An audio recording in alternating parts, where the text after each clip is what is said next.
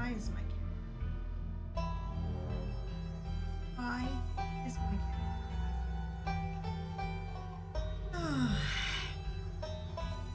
hold while I try to figure out what is going on with my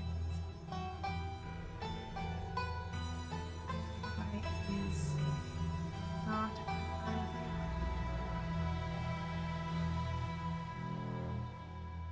Okay, camera friend, which one are you?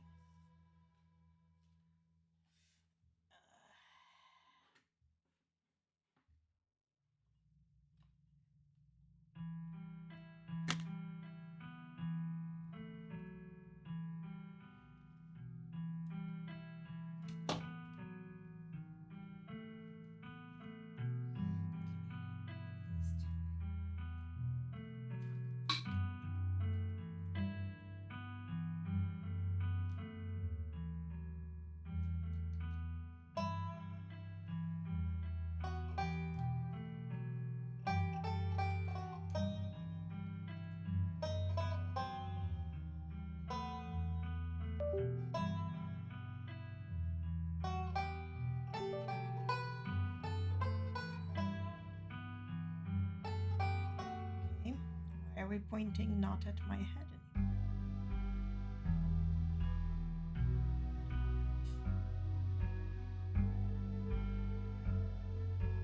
Little better.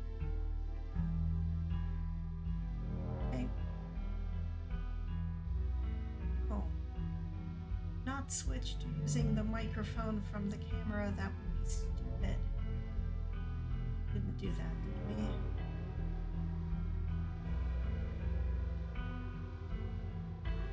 Okay. Oh, it's not a stream until you have technical difficulties? I guess? Question mark something? Anyway, Scarlet Hollow. Chapter 5 has come out. It came out in 2 parts, so I played part 1, but we're gonna redo it because I don't like how it came out. Let me know if the sound balance between me and the game background is weird. Also, it just turned off. But yeah. Let me push that content warning button again. This is a horror game full of nonsense. See down there for the nonsense. And yeah.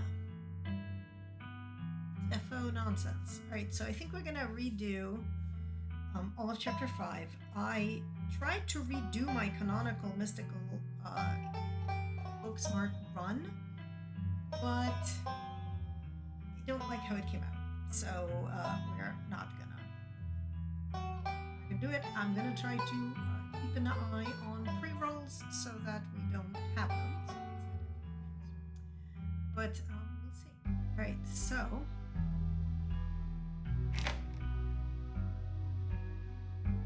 we're not gonna use my Honor 3 run. Not going to use my Honor run from December of 2022, which is the end of chapter actually years. Thursday, yeah.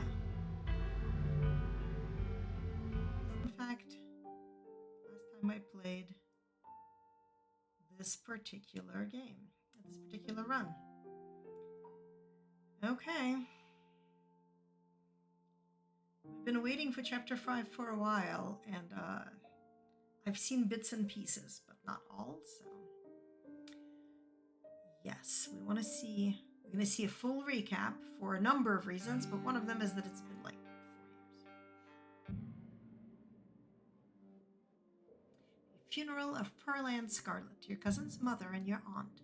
Seems like something you shouldn't ignore, even considering your own late mother's rocky relationship with this side of the family. Welcome to our family's humble estate. Note how it's falling apart, by the way. Unfortunately, due to the current state of the house, only a few rooms will be safely accessible during your stay. I wouldn't go wandering anywhere else if you value your limbs. The floors have been known to give out. So, what do you say? Want to tag along? Hold the camera for me while I narrate against a darkening sky, that sort of thing. You'll eat those words when I come carrying a mountain lion corpse out of the woods at dawn. And then we see the deer with, whatever that is. Strange deer remains behind, staring down the beam of Stella's flashlight, while Gretchen whines and pulls on her harness. Duke grapples with the thing as it grabs at his shotgun, pushing the barrel out of the way as it grasps for Birdie with oddly jointed limbs, while Stella stares in shocked silence as if paused, watching as the other creature attempts to wrestle Gretchen into the darkness. Desperate cries. Dive for Gretchen, attempting to snatch her away from the thing's misshapen hands. Manage to grab her, but the creature isn't deterred. It rears back on its hind legs, its mouth opening, whispered tones sliding out alongside something sharp and unnatural. But then there's a deafening blast of Duke's shotgun, and suddenly it's gone. Oh my god, what do we do? Yeah, because Stella, keep an eye on her for us. Make sure she doesn't get into any more trouble. Let's encounter one with the guns. Welcome home. Meet Sybil. My grandmother used to talk about pale creatures called witches. She always said they were a terrible omen, a sign of suffering to come. Sybil is there. And here we are. You're welcome to stay the night if you want. From now on, you're back at the estate by bedtime. No more impromptu sleepovers. Wow, that is some heavy stuff. No wonder Stella seems distant. I'm going to keep my ears open for you.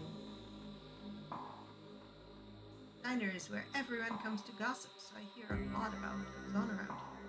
I'll let you know if anyone mentions these monsters or anything else strange. So, those who have been playing along with us might note that we don't have a Kanika. We have a shadow of a Kanika.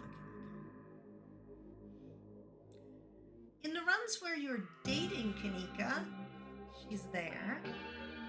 In some runs where you're not friends even remotely with her, she's not there at all. And in the in-between runs, she looks like this. We don't yet know why or anything. We're gonna find out in this chapter. Have either of you seen Rosalina around town? I don't want to be a helicopter dad, but she hasn't been answering my texts, and I wanted to make sure she isn't getting into trouble out there.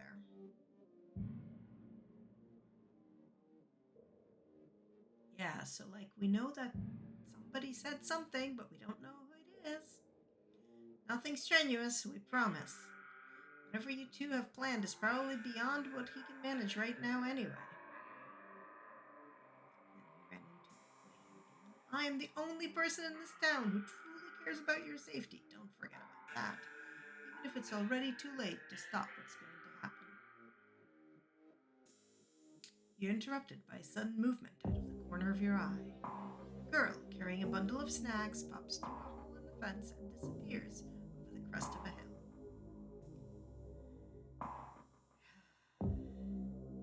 Shadowy Kanika says something, but we don't know what because we don't remember her.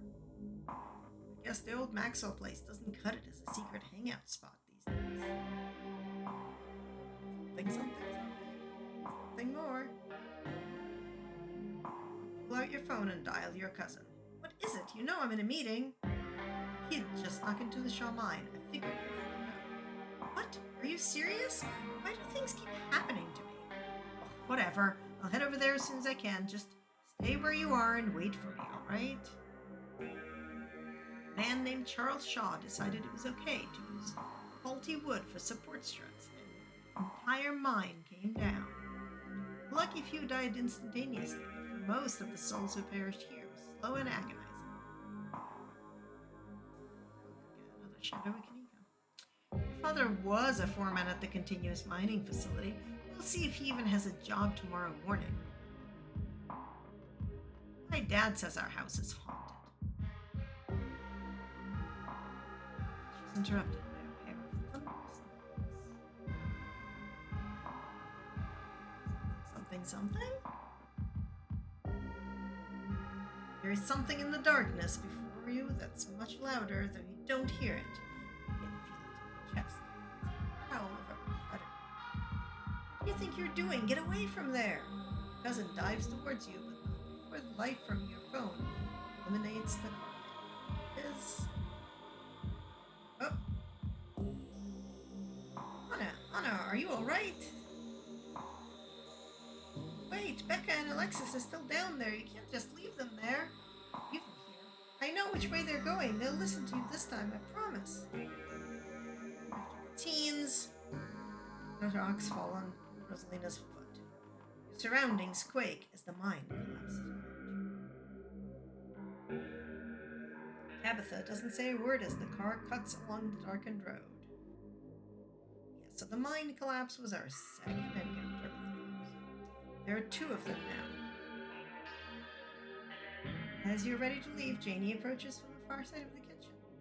Tabitha remains between the two of you, impatiently tapping her foot. Oh, Anna, before you go, I heard about what happened last night. I heard about it before Miss Tabitha mentioned it just now. And then I heard, I need to stop accidentally right-clicking my mouse. And then I heard it again. I just wanted to say that I'm so sorry that you got caught up in that. I'll be praying for Oscar and poor little Rosalina. They're such sweethearts. Couldn't have happened to nicer people. Morning. Is the new blend ready? Of course. Anna, if you'd like to keep Miles company, Tabitha and I will just be a minute. Oh, excuse me. Wait, you're Anna, aren't you? My name is Beau. I'm Duke's boy. It's a pleasure to meet you. Policeman told me you saw what happened to my daddy. And with that, breakfast is served. Yep, he's a dog. You can tell this dog is the mayor from this little sash and his fancy top hat. There's a regal air about him, almost as if he knows the position of authority he's been elected to. Before you can catch up to your companions, you're intercepted by the nervous man with a cross around his neck. It's hard to put a finger on it, but something compels you to dislike this man. Sounds like old Gretchen and the mayor may have some unresolved issues, wouldn't you say? I'm Pastor Daniel. I take it you're Anna. Everyone's been buzzing about you. I'm so sorry about your aunt, but I'm sure she's in a better place now. If you ever like to discuss your beliefs, my door is always open. Look, it's Reese and Shadow Lady. Basement is what you might expect of a tortured artist who spent all his time confined to his studio. Discarded canvases line its edges, while trash and sketches leak out from their piles in the corners of the room, hiding the bare cement floor. Ghoulish faces coat the walls and paint, sneering their creator. Should be a little intense, kind of overprotective, which I guess makes sense. Anyway, make yourselves comfortable. You'll have to forgive the mess. I've been distracted lately. I've been cleaning much. Look, we have dinner. There's a plate for the Shadow Lady. Old spaghetti and a light salad. Blank space anxiously picks at her food. Stella is nervously talkative. Reese is suddenly quiet and tense, his shoulders tight as his mother approaches him. The chair next to his. Dr. Kelly is all of you with a sharp, fierce gaze. So, I was wondering if we could maybe watch a movie sometime this week, but Anna is still in town. Have to see how you're feeling. I can handle a movie, Doc. Yeah, we'll just sit downstairs in the dark. Reese is used to that. I'm sure he'll be okay.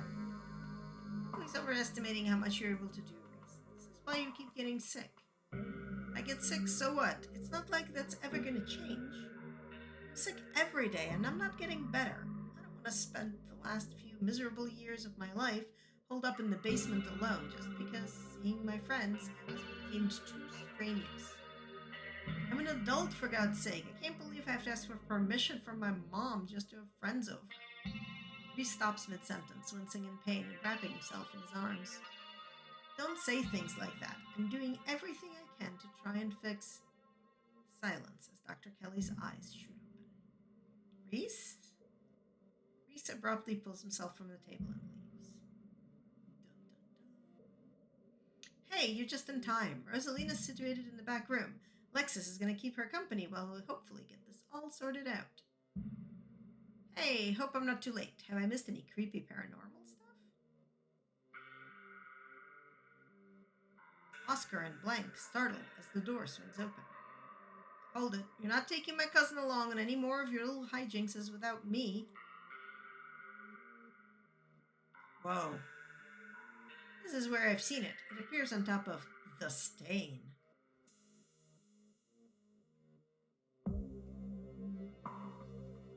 Stella pulls back the carpet, revealing a hatch, the floor around it stained in reddish brown. I'm going for it.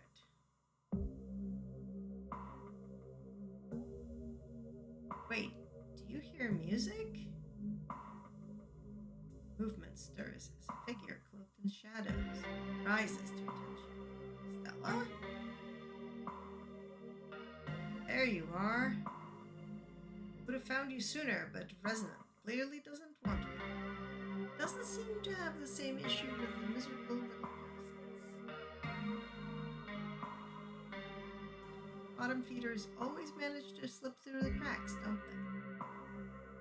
they? The sins of the father to be laid upon the children. Bullshit! You and Tabitha are going to the basement, a mound of packed dirt in front of you. Your friends are nowhere to be seen, though Sybil remains standing in the stairwell as if she's been patiently waiting for you to get up. Ah, the spirit is gone and the two of you are back. Both of you are whole. I have to admit that this is quite an unexpected outcome. Excellent work. I'm sorry. I don't think I can talk right now. I'll call you, okay? Hurries off. Before I go, Sybil places a hand on your arm and holds you back for a moment. I'm sure you have questions after everything you saw tonight, but let's not get into it here. I think everyone could use a little relaxation right now, yourself included. If you swing by the tea room sometime tomorrow, say early afternoon, you and I can have a little chat. I'll see you then. Don't even notice yourself entering the guest room and falling into bed. Suddenly, you're just there, buried under your family's musty covers. Open your eyes. Thoughts interrupted by the buzz of your phone on the nightstand. ... Check your messages. There's nothing from Stella. Yes, I see we went to the police. Avery, me, and a ghost. Let me get this straight. You trying to report a missing pumpkin? Big Betty wasn't just a pumpkin sheriff, ugly sir. She was going to be a prize winner. Raising her was the last thing me and my daddy did together. She's important to me.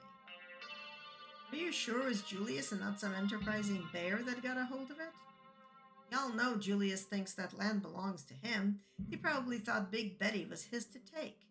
He ain't coming to his door, so for all I know, he might be all the way to the state fair by now with our pumpkin. Ain't there something y'all can do about it? Yeah, the cops suck. Oh, and then we went to the church. Tulip made up some imaginary friends and keeps telling us that they want her to go out there. Like the word of some fictional creature she made up is going to convince us it's a good idea for her to play in somebody's old garbage. But she's 7. Of course she would get some funny little ideas like that. I'd love to get the community to rally around a big cleanup. It's about time somebody got rid of all that junk. All that junk being Tetanus Lake. Oh, small strike. There's a small gathering of workers outside the entrance to the mines. Picket signs in hand.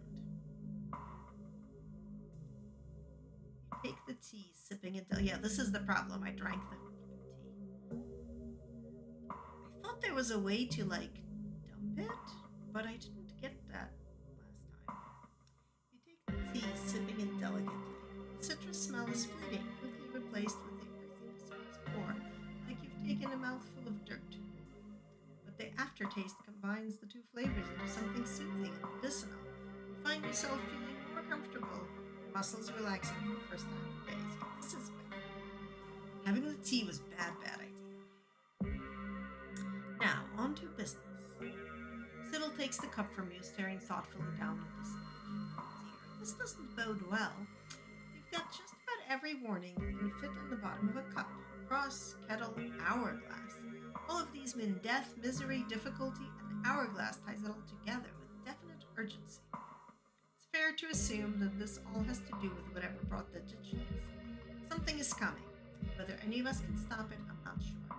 But we may at the very least be able to figure out what it is. The central figure here, a cat. An enemy lurking in plain sight. This is wild. I had no idea this was here. An entire hospital wing rotting away for decades behind some flimsy drywall. Her voice sounds distant. Your sole focus. Oh, his voice sounds distant. Wow. Your sole focus is finding it. Your feet move without prompting, and you stumble down the hallway towards the far wall, barely registering the antique clutter as you stagger past it. Whoa, are you okay? You don't respond, and you don't bother to retrieve the axe. The wall is rotten. Water damage having eaten away at the wood over the unknowable years. Planks nearly reduced to sawdust. Look, it's another scene. Enemies upstairs, enemies outside. We're surrounded. Even if I get out of this house, I won't be safe. You won't be safe. Then he transforms into whatever he is. As Reese tears at his clothes, paint bubbles out from the canvases. His ghoulish figures peeling themselves out of their two-dimensional worlds, invading yours, crawling up the halls. Grab my hand, I'll pull you out. Leave us alone. I see that Reese and Wayne speak in the same hall. Dr. Kelly opens the door. The two of you stare out at the hallway.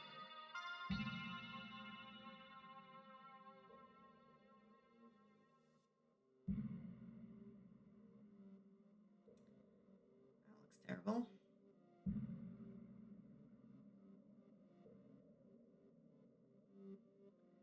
Is this what you were so afraid of?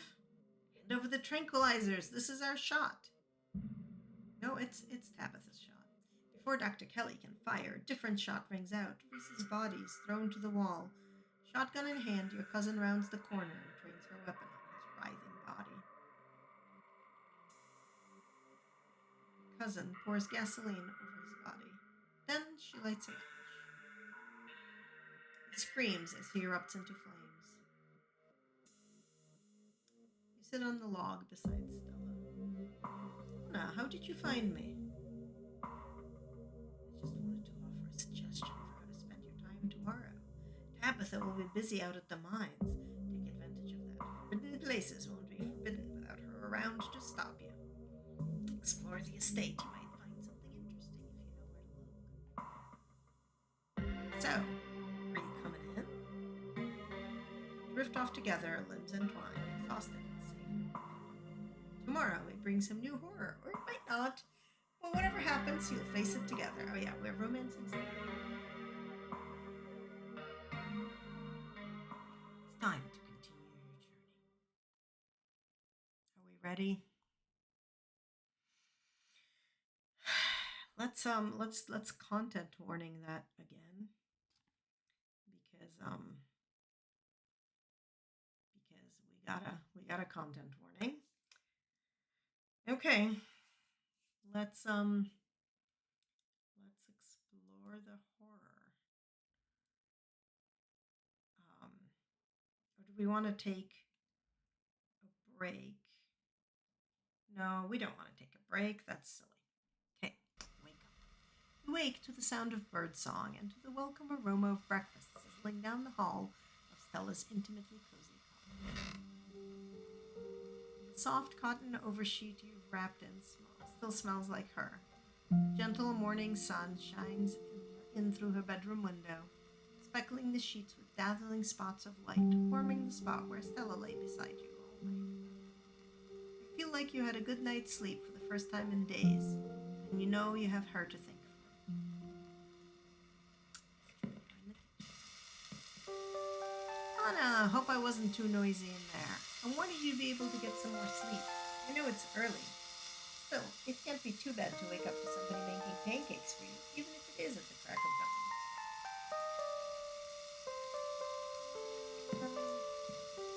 Take a step forward, leaning in. You can see Stella's smile broaden as you plant a gentle kiss. Aw, you can do better than that. Before you can pull away, she takes your face in her flour dusted hands, pressing the sharp lips to your face. She smirks as she turns back to her pan. But you sleep. Aren't I the host here? Isn't that what I'm supposed to ask you? But I slept great. Of course I did.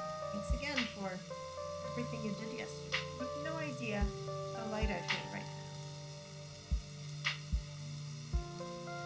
It was so nice to wake up knowing your face would be the first thing I see. Stella's gentle smile spreads into her grin. Well, aren't you, Romeo? If you think my looks are nice, wait till you try my pancakes. These are what will have you coming back. That's the last one. Let's have ourselves a breakfast feast. Stella motions with a pancake-laden plate towards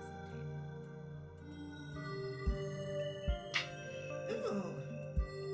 Hello, Pengu. Thank you for being forever a subscriber. Hi. So I tried to redo my Booksmart Mystic run, and that just did not go usefully. So we're just redoing all of Chapter 5 with my extant run, wherein I sadly drank the tea. But such is life.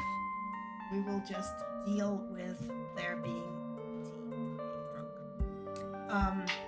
We just watched the recap, wherein we had shadowy ghost Kanika, who we don't remember. And yes, I'm very excited about that. You should hang out and help. But yeah, basically I ended up somehow managing to not actually romance Stella usefully, and I want the Stella romance in this option. Also, let me know if my sound is weird of like me versus the music, because you know, I have barely streamed since I moved, and my setup is weird. Anyway. Content warning, yada yada yada. We know all about that. Stella motions with a pancake-laden plate towards the table. You take a seat. You take a multi-layered bite of Stella's pancakes. They're incredible. A perfectly crispy crust with a light and fluffy interior, still steaming from the heat of a pan with a generous pour of maple syrup adding flavorful sweetness. A rich, buttery aftertaste lingers on your plate. Could be that music will be louder in other scenes. Okay, let me know. Okay, so her pancakes are good, but they're not mystically good like Winnie's biscuits are, which I still think can't be like a complete throwaway. That needs to have been a clue. So we'll see. Yeah, I know, right? I too now want pancakes. I was watching the recap and there were scones. A stack of these, made with love by someone who cares about you, is a perfect way to start your day. Like, I would say not wrong, but there was maple syrup and I don't like it. Hey, before we figure out plans for the day, we should talk about Reese. Why? Did something happen? Take a deep breath, then proceed to explain everything. Stella stares down at her pancakes in shock, trying to process what you've just said. He's what? Stella continues staring down at her pancakes. I can't deal with that right now. I know you wouldn't lie to me about something like this, but I can't believe it. Not yet. So I'm going to pretend you never said anything. Stella's shoulders loosen, letting out a heavy sigh. She fixes her tired eyes on you and forces a smile. What happened to confronting the horror of reality? I did so much of that last night. I don't think I'm ready for round 2. Let's just try to appreciate the kinder parts of reality right now. Okay.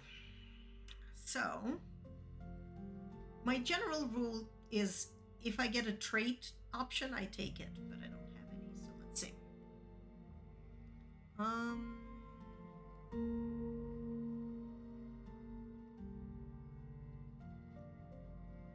I think we should just Yeah. I think we should bust into the Forbidden Wing today. What a coincidence. I was going to suggest we snoop around the estate this morning. It's like we share a brain. This is so exciting. Let's finish up breakfast and go. So we don't get to be kidnapped by Wayne. We just go. All right, pancakes have been eaten. And I am fueled up for today's activities. Let's head out. Stella stands up, Gretchen hopping down from her chair and to stand at Stella's side. And the two of them lead you to the door and out into the chilly morning air.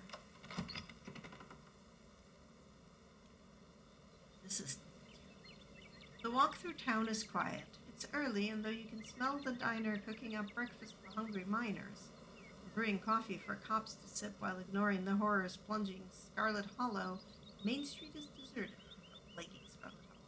Main Street is deserted. You and Stella feel like the only people in the world watching the sunrise over the library. That was not ominous at all. The estate looms over the three of you, more unwelcoming than it's ever been, as if the small bit of time you've spent away in a warm house, still full of the love that built it, has made the mere thought of the crumbling manor unbearable.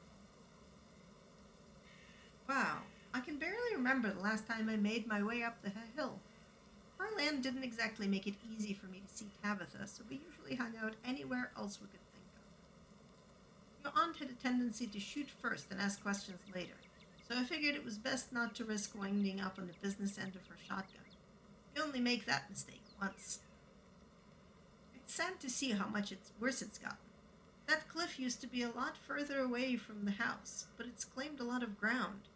The place looks like it could fall any day now. It used to be such a beautiful house.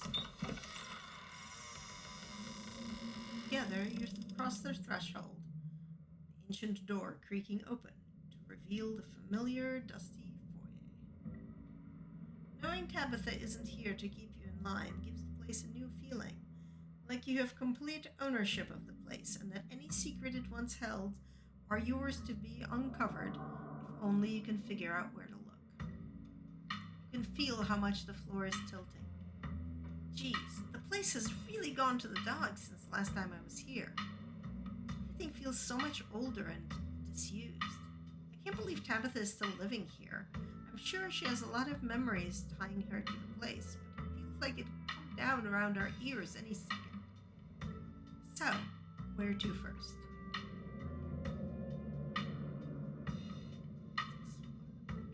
Let's go up to my room first. Oh, got something up there you want to show me?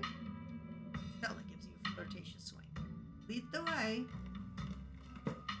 Two of you make your way up the rickety stairs and into the guest room. The moment you enter the room, Gretchen and Frou-Frou start growling at each other. I really wish I had talk with animals so I could understand what they're saying here. Pengu, did you do this with talk with animals? Do you know what it is that they're growling at each other about? Is it like useful or important or pertinent? Oh, okay. Like no information, just confrontation time.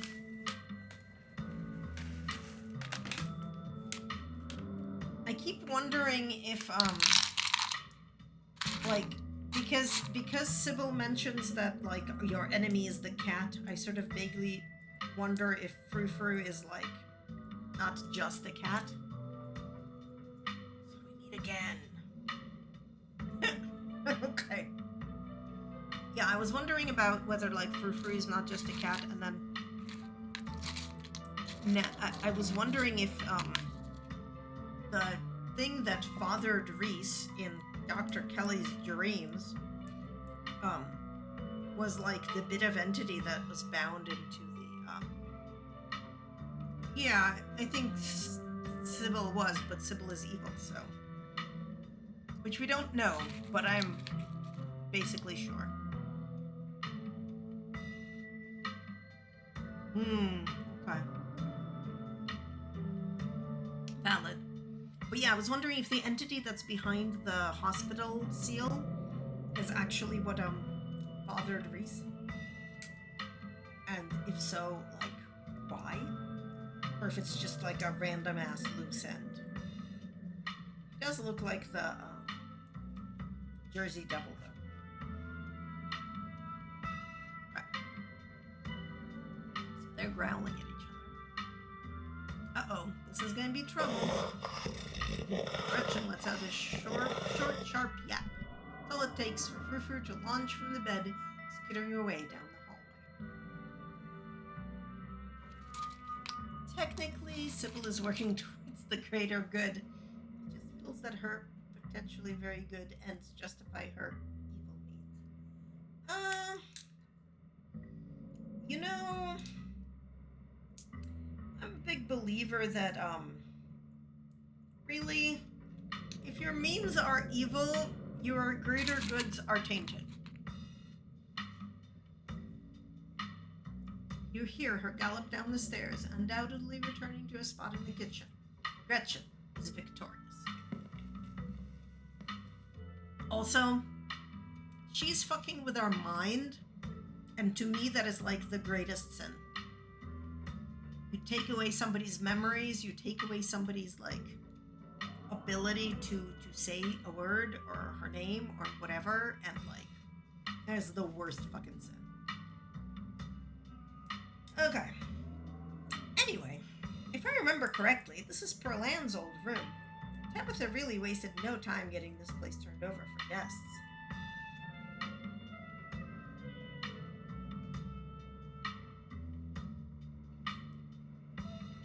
Makes me think of that one part of Buffy where Tara, a character I did not like, is like, oh my god, Willow, you fucked with my memory. That is literally the one thing that is worse than anything. Anyway, watching that scene, you know, at some impressionable age of, I think still either in college or barely out of college, was like it crystallized for my brain that was like the worst thing. Someone has been here. The closet is wide open, and the contents have been dragged out into the room. A discolored residue smeared on some of the large boxes, giving you a hint as to who might be behind the invasion of privacy.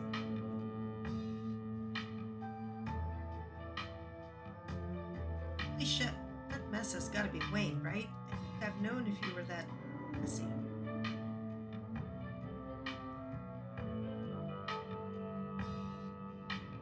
Say this was Perlan's old room? I knew someone died in here. Tabitha was so dismissive when I brought it up. Perlan did die in her sleep, so one can assume maybe Tabby just didn't want to talk about it. It's okay, now you can just sleep in my bed for the rest of the week. Tabby gets mad, oh well. She shouldn't have made you sleep in a dead lady's bed without even telling you. Let's check in on the pencils.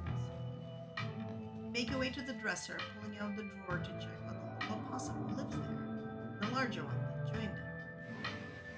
Oh, but they're gone. Not even the bread remains. It's just an empty drawer. Oh, are you getting changed? I could give you some privacy, or not, whichever.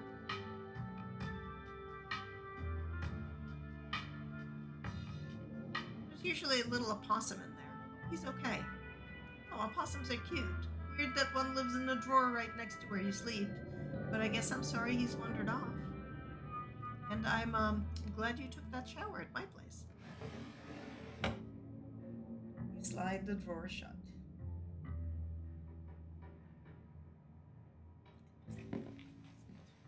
You and Stella cross the room to investigate the open closet door. The back of it hangs slightly ajar. Huh. It looks like it was never a solid wall at all, but rather a door previously hidden behind a pile of boxes and papers that was dragged out of the way overnight. There is no doorknob, only a small circle of metal where a doorknob would... where a doorknob would be, punctuated with a key. I guess this is like the open. Is that a hidden door? Yes, I knew it. I knew there was going to be hidden passages. Stella whips out her camera, nearly fumbling and dropping it in excitement. She regains her steadiness, aiming it into the gloom of the closet and the sliver of light from the room beyond. Stellars, you're not going to believe this. We're here, in Scarlet Estate, trying to get to the bottom of what exactly is going on around town, and have just uncovered this hidden door in Anna's closet.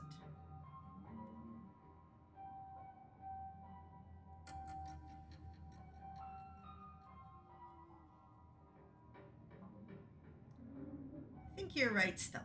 Wayne is behind this. Does that mean Wayne knows about the layout of the Scarlet Estate? I'm really starting to wonder what he has to do with all this. I don't like how close he seems to think he is with you, but maybe he knows knows what's going on. I think I'm not gonna bother saying that.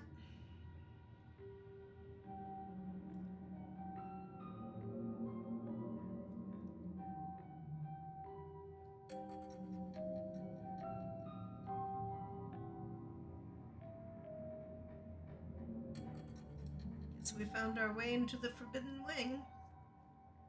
There could be anything on the other side of that door, some kind of unspeakable monster, maybe a devious trap, or perhaps the answers to the mysteries that have been plaguing Scarlet Hollow. Or it could just be a boring room, and all this build-up will have been for nothing.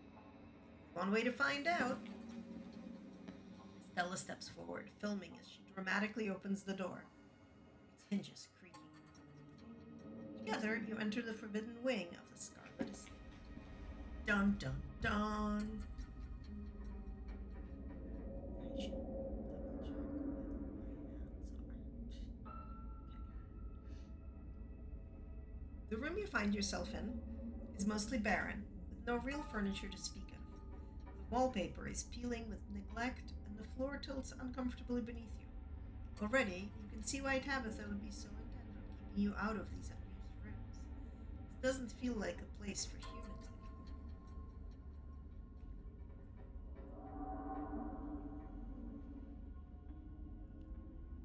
look like anything is interesting, really. This space, Stella continues forward, excitedly, camera held up to catch every detail. You follow her into the hallway beyond the small, forgotten room. Wow, an exclusive look at the ruins of the Scarlet Estate. And if we don't find anything supernatural in here, this is already great stuff. Before you is a long hallway. Dust dances in the weak sunlight, beaming in through cracked glass. A tinge of mildew stings your nose, warning you away, though there's nowhere else to run for now. An ornate entryway, its door long gone, breaks the monotony of the faded wallpaper. A staircase looms at the far end. Oh, those are fresh prints.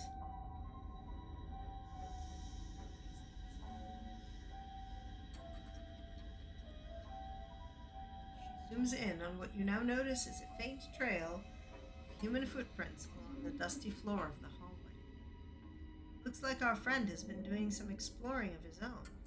We'll have to be careful. I'd rather not run into him while sneaking around in here. Being here with Stella actually... Oh, yeah! Okay. I think we don't find out about the second set of footprints, though. Which I think you mentioned. Let's investigate the ornate entryway. You both make your way to the dark doorway in the middle of the corridor.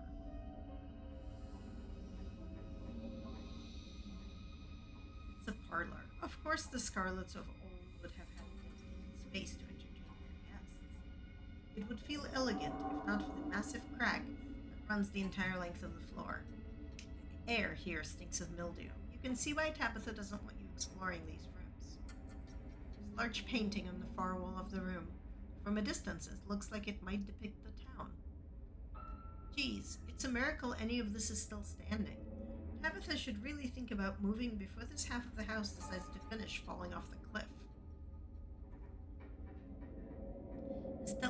diddly films and B-roll of the ruined parlor, something else catches your eye too. A bookshelf, or rather, what's left of a bookshelf, hanging by a single rusted hinge. Its sagging shelves reveal some sunless space beyond, once hidden, now exposed by the rot of this house.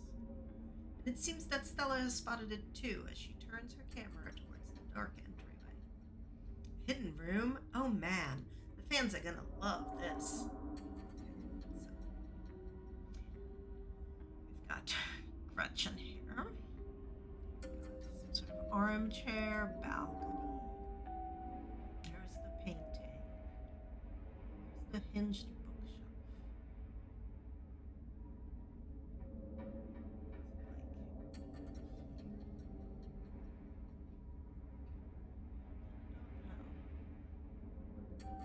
Alright, let's examine the painting. The painting highlights a number of old buildings and locales, many of which you've already visited. Town Hall, the estate, the mines, and the clinic, still called a hospital at the time of this painting. A church, and then there's somewhere you've yet to see. Historical Callaway Tremaine homesteads. So, I'm noting we have this map. Well, we have this painting. We're gonna find a map. And also, when we explored like historic Scarlet Hollow books in the library in chapter 2, they enumerate the town, and basically this town has like this many locations, and it's these locations. It's as if like only these parts of things are important.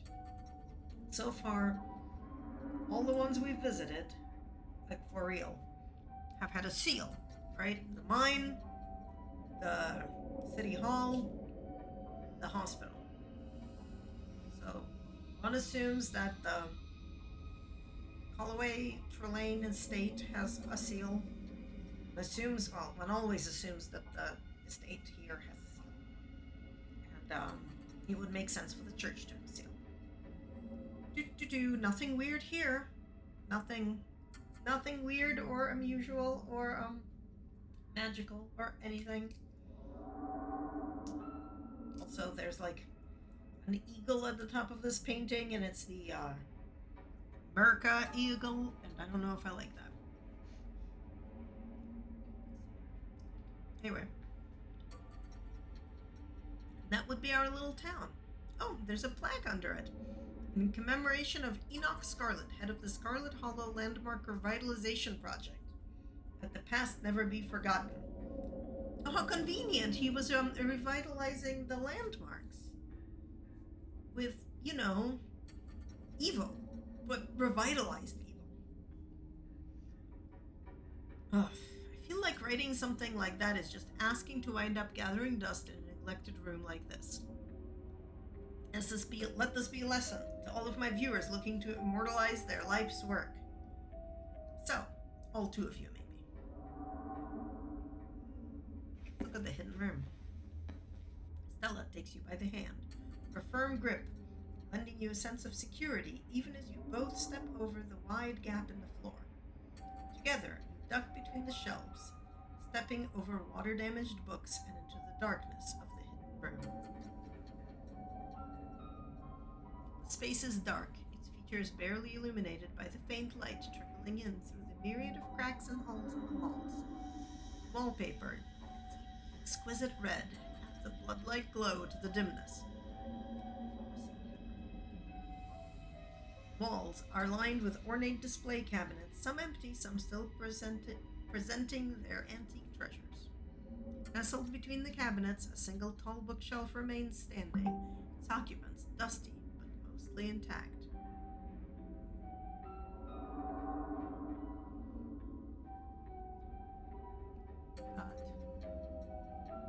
Desk, we've got a table, we've got some yes. Southern uniform gun and a flag. Something big he murdered. Some trophies and chemistry sets. Viking things, that. And a dagger. crowned skull, a mermaid baby, two-faced Janus, Atlas. Huh. Okay.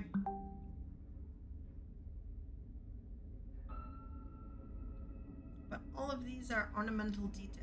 Your focus is drawn to an expensive looking antique desk in the center of the room. Gretchen works out the rest of the room, attempting to intimidate whatever it is she smells. Shh, Gretchen, we wouldn't want anybody to find us here. Who knows, they might try to steal it back up, Amontillado style. Gretchen quiets down, but that doesn't stop her from thoroughly investigating the space. This is it, Stellars. The kind of find every urban explorer hopes for, a hidden room locked away in the Scarlet estate, full of weird artifacts and keepsakes no one was ever supposed to find. They weren't counting on a couple of investigative documentarians like us to go looking, but here we are about to blow your family's sordid past wide open. Okay. Investigative documentarians? Is that what YouTubers are? It's what this YouTuber is. I've been thinking of opening with that instead of the YouTube thing.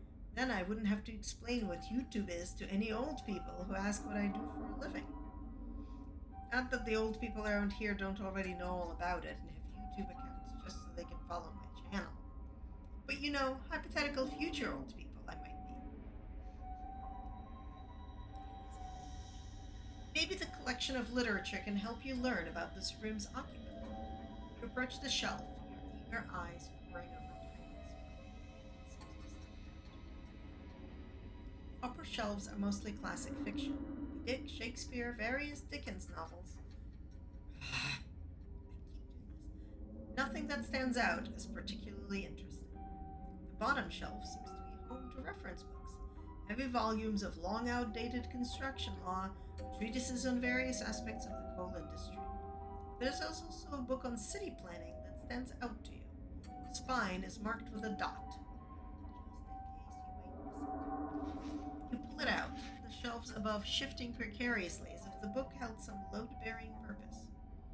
The instant you crack its spine, a slip of paper falls out, ancient and fragile, and yellowed with age.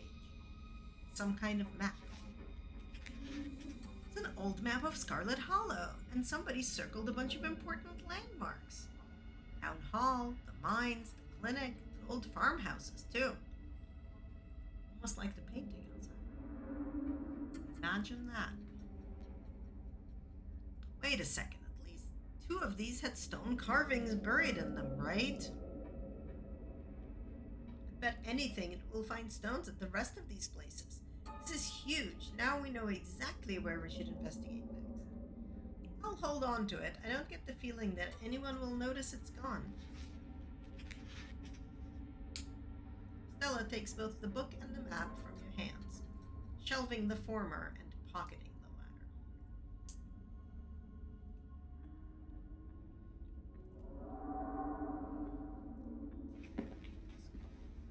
You step towards the desk. Maybe there's something worth finding in its drawers.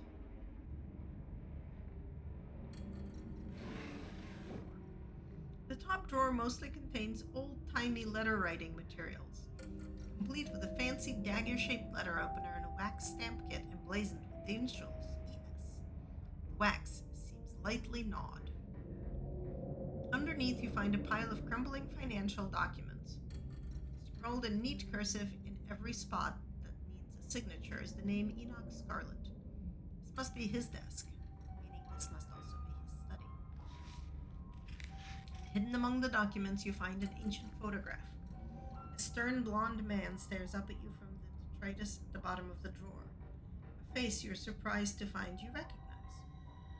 It's the man from your vision, the one in the hospital bed.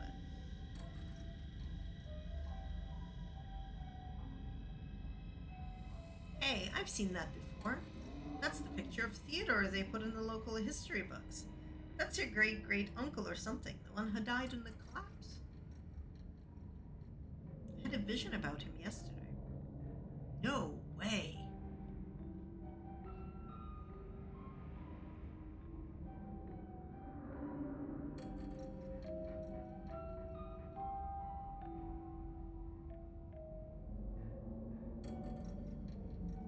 was about to take Teddy home from the hospital after the collapse, but afterwards he told the doctor that it was just an imposter.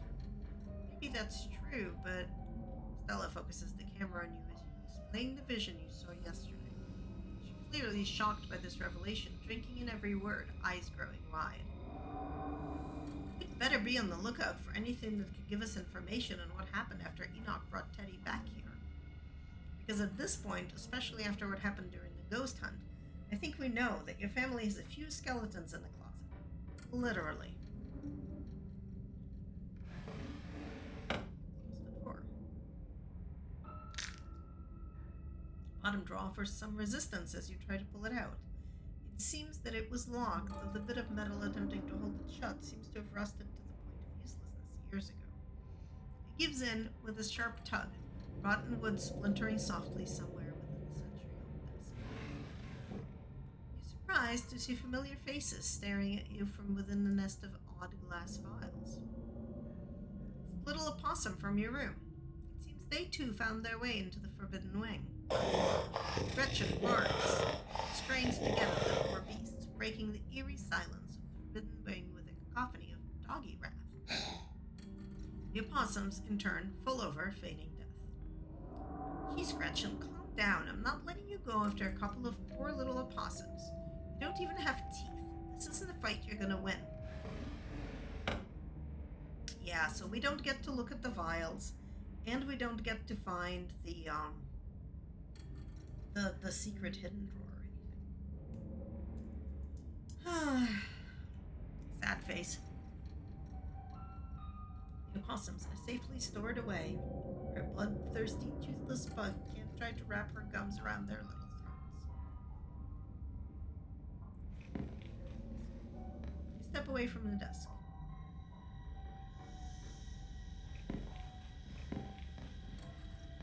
Alright, let's see where those footprints lead.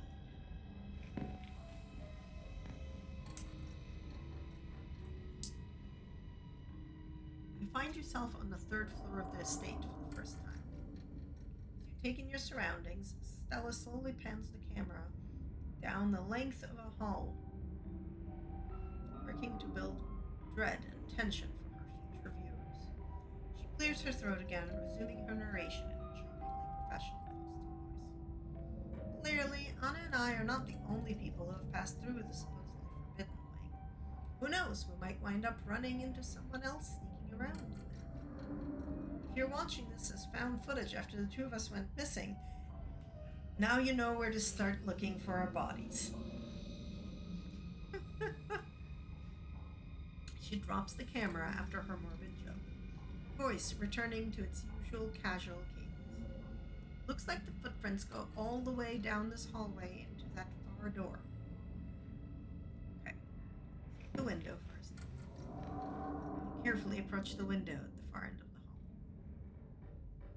Sure is a cliff. There's nothing below the window but the tops of distant trees, the ground having crumbled away. The only thing stopping you from plummeting to your death is the straining foundation that still somehow holds this place together.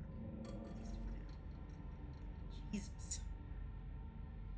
Okay, let's move those boxes. Boxes slide out of the way with a bit of elbow grease. You push past them into the room beyond.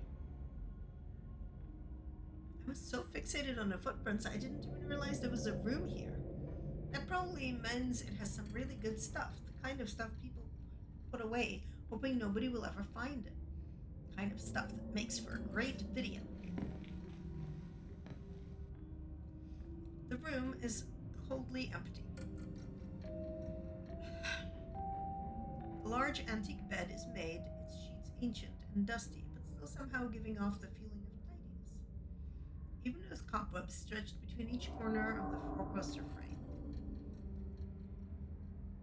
Search the desk. You step towards the desk. Its drawer is practically overflowing with stationery. Start opening drawers. Each one is filled with papers, stacked haphazardly, practically spilling out as you attempt to dig through for anything important. All these bills and receipts are in Edwardine's name. Guess we know whose desk this is. The rest of the room is so neat and tidy. It's amazing that her drawers are such a hoarder's nest of old paper. But I wouldn't be surprised if the Scarlet Ladies have always been like that, pretending they have everything together on the surface and being a total mess on the inside. Sounds like Tabby to a T. Oh, don't tell her I said that. When you reach the bottom right drawer, you find something entirely different. Greeting cards, letters, small wrapped packages, some opened, some sealed, some crumpled into messy balls. You open one of the cards. Both pages are taken up by a handwritten note. Tabby, hope you're doing well. Not a day goes by that I don't miss you. Hope Pearland treats you to your best Christmas yet. I'm not sure what sort of doodads you're into these days, so I sent a little something that makes me think of you. I made sure they were the best shells off the beach. Not sure how rare any of them are. They're awfully pretty, and they still got that beach smell. Make sure you put your ear up to them, too. It doesn't compare to the real thing, but it comes close enough.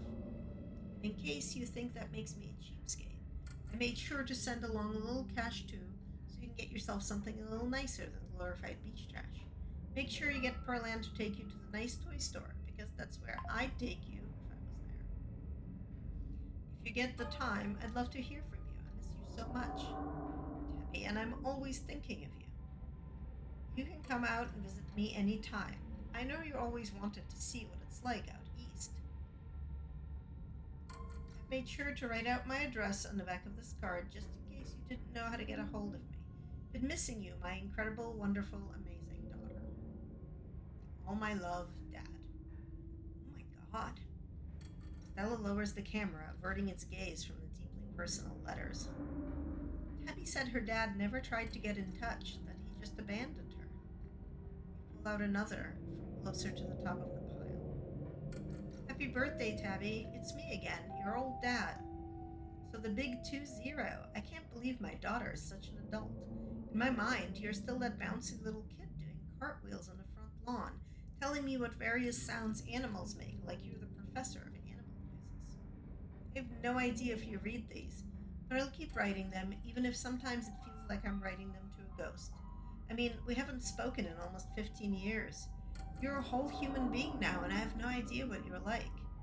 I like to think we'd get along, though. As always, my address is on the back. I hope you decide to come visit me one of these days. We got a guest room all set up, just in case. It's always ready for you, kid. I love you, and I always will, no matter who you turned out to be. Love, Dad. This is so fucking sad that, like, she never knew that he was writing her. But I guess also he never came back to town. Probably Pearland told him she'll murder him if he does or something. But also he got to get out of town. Hi, Tom. How are you? There are years and years of these.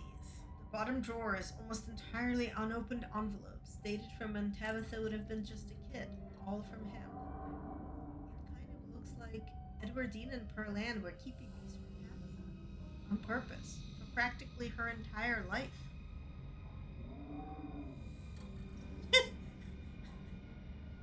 I mean, like, I'll wave back, but you'll at least actually see. I don't even know if we should tell her. I mean, there could have been a good reason, right? Like, maybe he was awful, and telling her would just be painful and dredge up bad memories, but.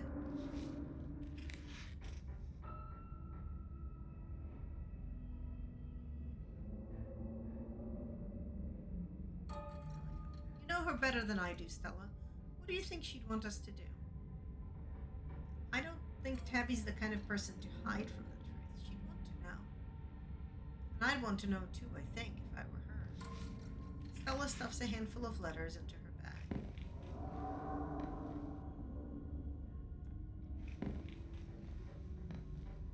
You make your way to the closet. It's as lifeless and tidy as the rest of the room. It seems Edwardine kept things neat and orderly, or as neat and orderly as she could, considering the decaying state of the place.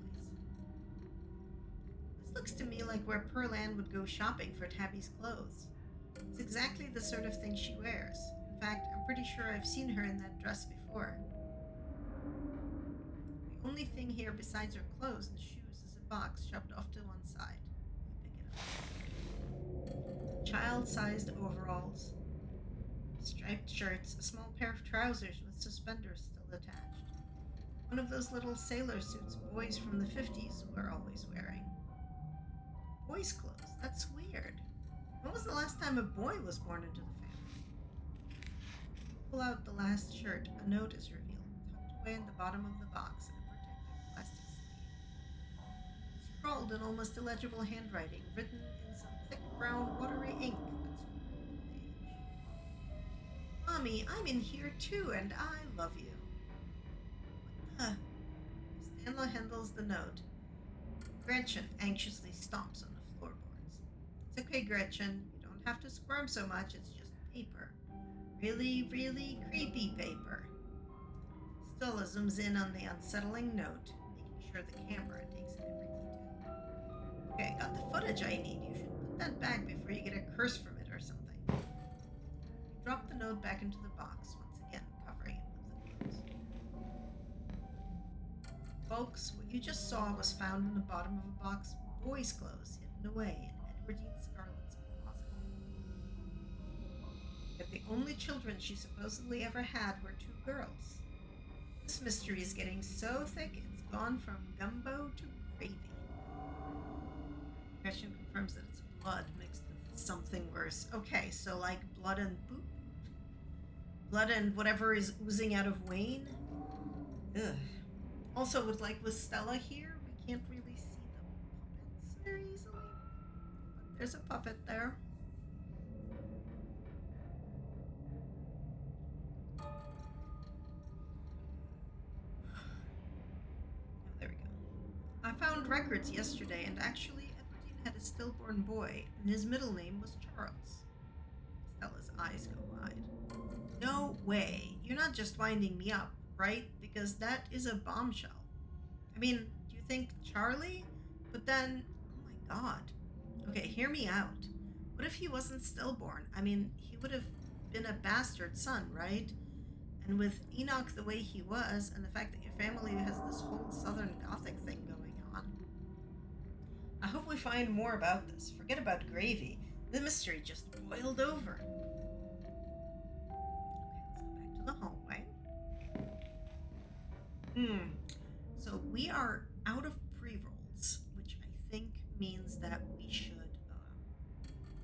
run an ad so that we have some pre-roll, like get rid of the pre-rolls. So I'm gonna put us into 3-minute BRB, which will give me a chance to go get another soda.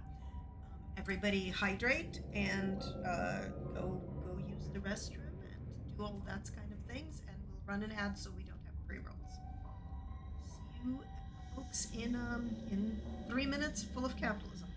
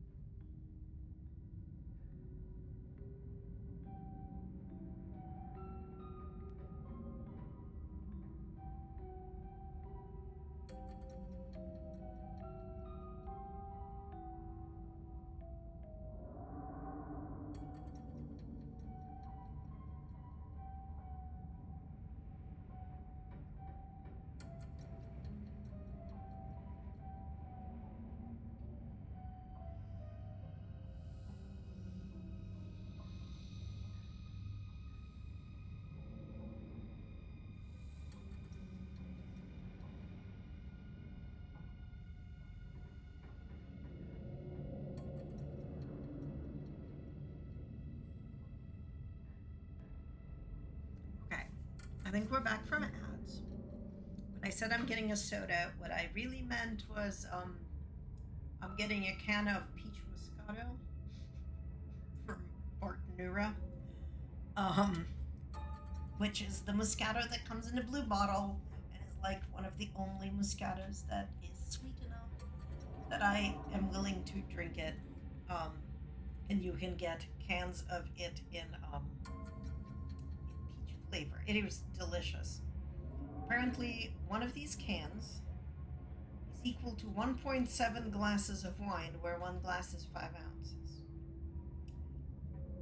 It's also 5% alcohol by volume, so it's like less alcohol than some beers. But it's me, so it's like the, the only alcohol I drink. But I figured that this particular game, this particular chapter, like alcohol seems like a great idea. Drink responsibly, and not if you're underage. Something, something, something. It's the law. Okay, where were we?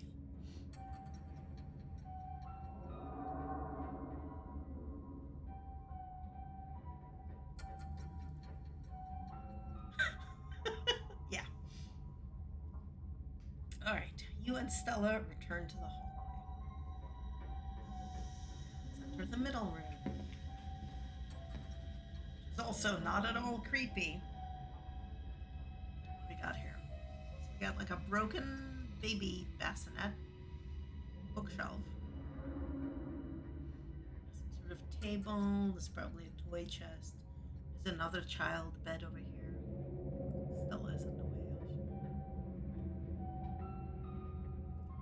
Oh boy, we've got a haunted nursery, everybody. Let's check the bookshelf. The top shelf is occupied by antique picture books, Dick and Jane, nursery rhymes, ancient editions of Grimm's fairy tales. The lower shelves are full of educational material, from children's encyclopedias to writing practice workbooks. From the sheer number of learning-oriented books on the shelf, you get the impression that the children who lived here were not supposed to be as interested in fun and fiction as they were in diction and spelling. No, I feel like that's normal for everybody's house. Not that like you're not supposed to be interested in those things, but like that you have a lot of educational books when you have children in the house. Also, Scarlets of old probably homeschooled the children. So. Your family may have been wealthy, but maybe not in joy. Let's read these copybooks. Look how all-American they are. You leaf through a few of the practice workbooks, gently turning the near-crumbling pages. Reasons Mommy should take me and Mary Bell to the zoo. 1. Yeah, I guess. Or that your children are past, like, the age where they need, like, children's books. That's also a thing. 1. We have been very good girls and have not cried for a whole week. 2. Maribel says elephants are so big and I would like to see. To see one. 3. I think it would be very fun and Mommy would have a good time. All are signed with the carefully scrawled signature of Alexandra Scarlet. Yes, that is true. Well, I think so. Alexander vanished, went missing when she was 9, and she was a year older than Maribel, I think. No, Maribel was a year older than Alexander because Alexander was born in 47 and died in 57, and Maribel was born in 46 and died when she was 17. So whatever 46 plus 17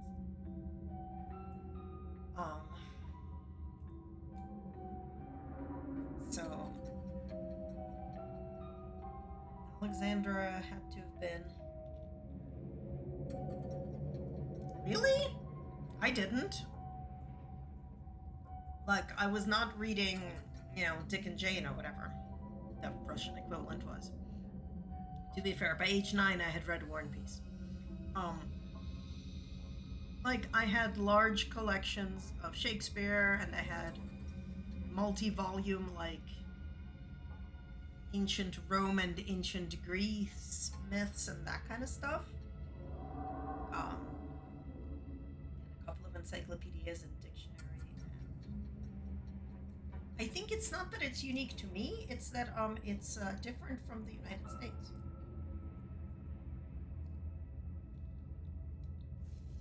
Mm, I think Shakespeare thoroughly fits into the educational texts category.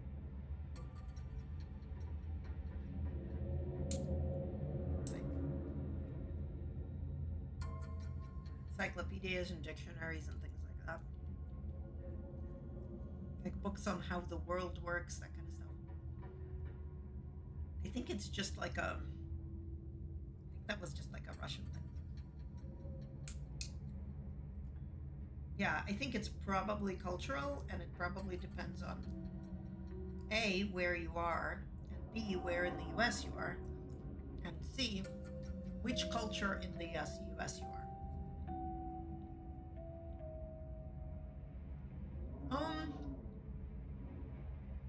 Well, I don't know. Like, what did they? Now I want to see the history.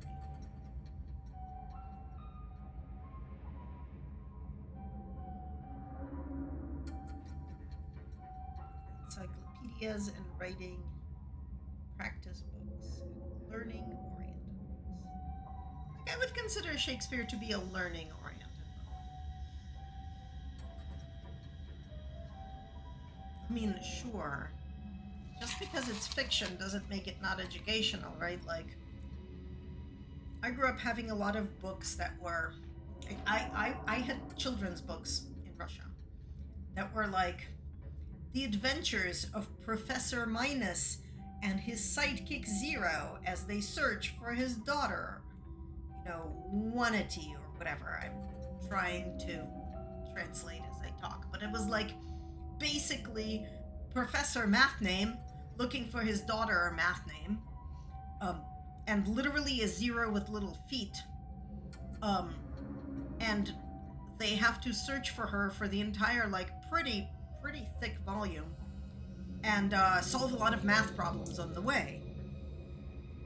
Um, and like Alice in Puzzle Land, right, is a pretty famous book like that. It is fun, but its goal was education, and it was not great literature, let me tell you. But like a good 50% of the things I was reading by age 6 or 7 were books like that. Yeah, that's true. I think it's just in my brain it triggers as educational because I tend to encounter it in school. I mean, I think you're right. I think the Scarlets didn't, but I'm just sort of thinking in terms of having educational books as a young child. Like most of my books were that kinds of books. They were educational in that way. But also my personal parents were fairly young when they had me. So they just sort of assumed I would just read whatever books they had in their home library, which, to be fair, I did. So I guess that worked out. But yeah, I don't know. I think I just grew up in the culture of like your childhood entertainment should be educational as opposed to just entertaining, if that makes sense. Like, I got to the States and started taking like vaguely age appropriate books out of the library, and my parents were horrified at Babysitter's Club or Sweet Valley whatever, because they were like, this is fluffy junk, there's no useful info in these. Yeah, okay. Yeah, I mean, I think the game is implying that the Scarlet children did not have any fun growing up, which, to be fair, that's probably true. Like, their childhood does not look that much fun, and Tabitha does not seem like she's the result of a child, like, of being a child that had a real childhood. Okay. You flip through the rest of the book, your eyes unfocused as the many practice sentences and letter copying pages flash by. But something near the back of the book gives you pause. In a section that started with the prompt, Today Alexander continues with, Talked to the boy in the wall. Yes, that is true. Massive generational trauma, including a mother raised by her grandmother. Alright. The boy in the wall? Are you kidding me? People are going to think I planted this or something. It's just too creepy. This last prompt lingers with you. If all of these practice books are the same, you wonder what else you'll manage to find under Today. Also, here's a question I want to know the answer to. So, Alexandra is writing in all of these. These are homework, right? Like, they're writing prompts. Either she's being homeschooled and somebody's checking, or she's going to school and somebody's checking. Either way, somebody's checking. What are they, like, how did they just, like, let her, what do you mean you talk to a boy in the wall, child? You know what I mean? Right? Like, or maybe I guess nobody saw them. Right. Yes, but like, I guess what Edwardine was doing is getting ideas. Although, I don't think, yeah, I mean, she knows what's going on, but that doesn't mean she wants, her small child to be knowing about it. But on the other hand, like, for a while there, I thought maybe Edwardine shoved Alexander into the wall. But then I thought, no, actually, probably Enoch did, which is why he died the same day that Alexandra disappeared. By falling off a cliff conveniently. You grab the next copy, opening it to the first practice writing page. Today I told the boy in the wall about my family. That's smart. Let's see if there's any more about him. Then the boy in the wall said he's happy he has a kid to talk to. I am also glad because Mary Bell is mean sometimes and tells me what to do. He is really nice and I hope he can come out of the wall and play with us soon. Today I told the boy in the wall that I am sad. He was really nice and told me he knows how to make Mommy be nicer to me. He said Mommy tucks him in every night and reads him stories and is never mean. That if I was in the wall, Mommy would always also be nice to me. You think he made her do it? Yeah, that's true. Ay, ay, ay.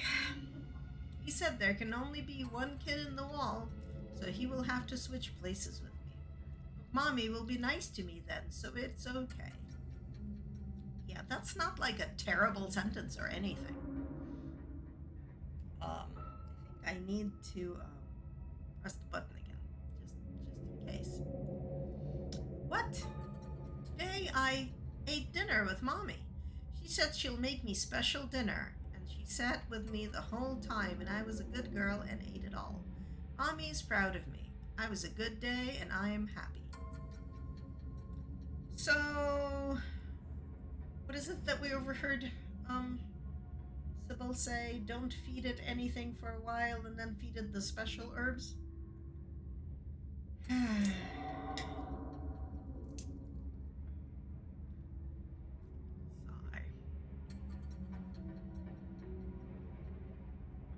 The rest of the book.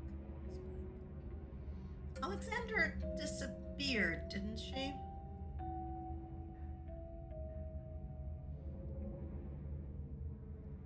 I don't remember which run I fucked it up by feeding it the sandwich. Oh, the peanuts, rather. You both share a moment of silence, staring down at the empty pages. Only the typed words today I staring back up at you. It's probably the talk to animals one. Okay, well, I guess we're done here. Yeah, I just don't remember which run that is.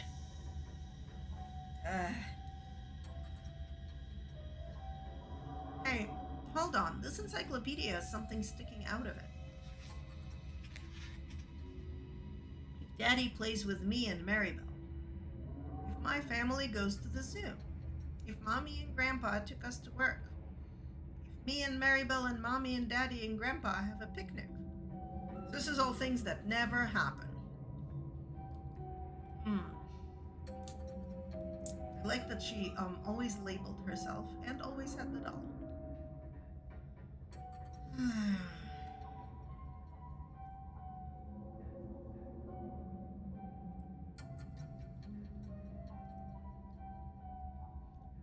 All are signed with the carefully scrawled signature of Alexandra Scarlet.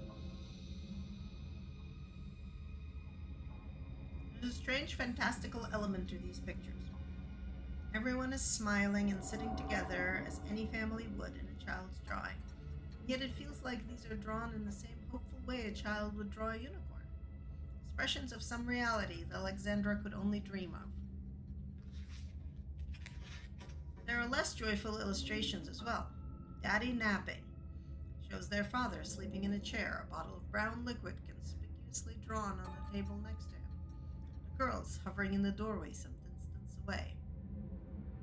Mommy going to work shows the girls crying in the upstairs window of a house as their mother walks away, an angry frown scrawled on her face. Wow, these are awful. The viewers are going to eat this up. Get the feeling these are more accurate depictions of the girls' lives.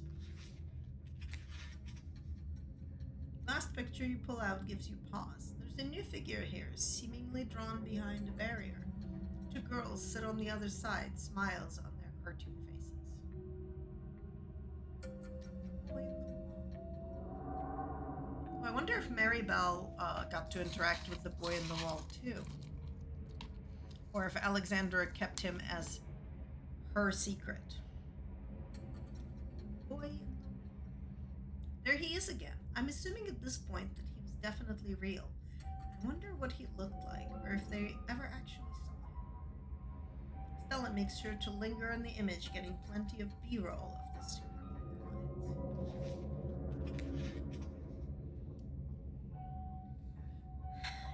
Get anything interesting here? No, just like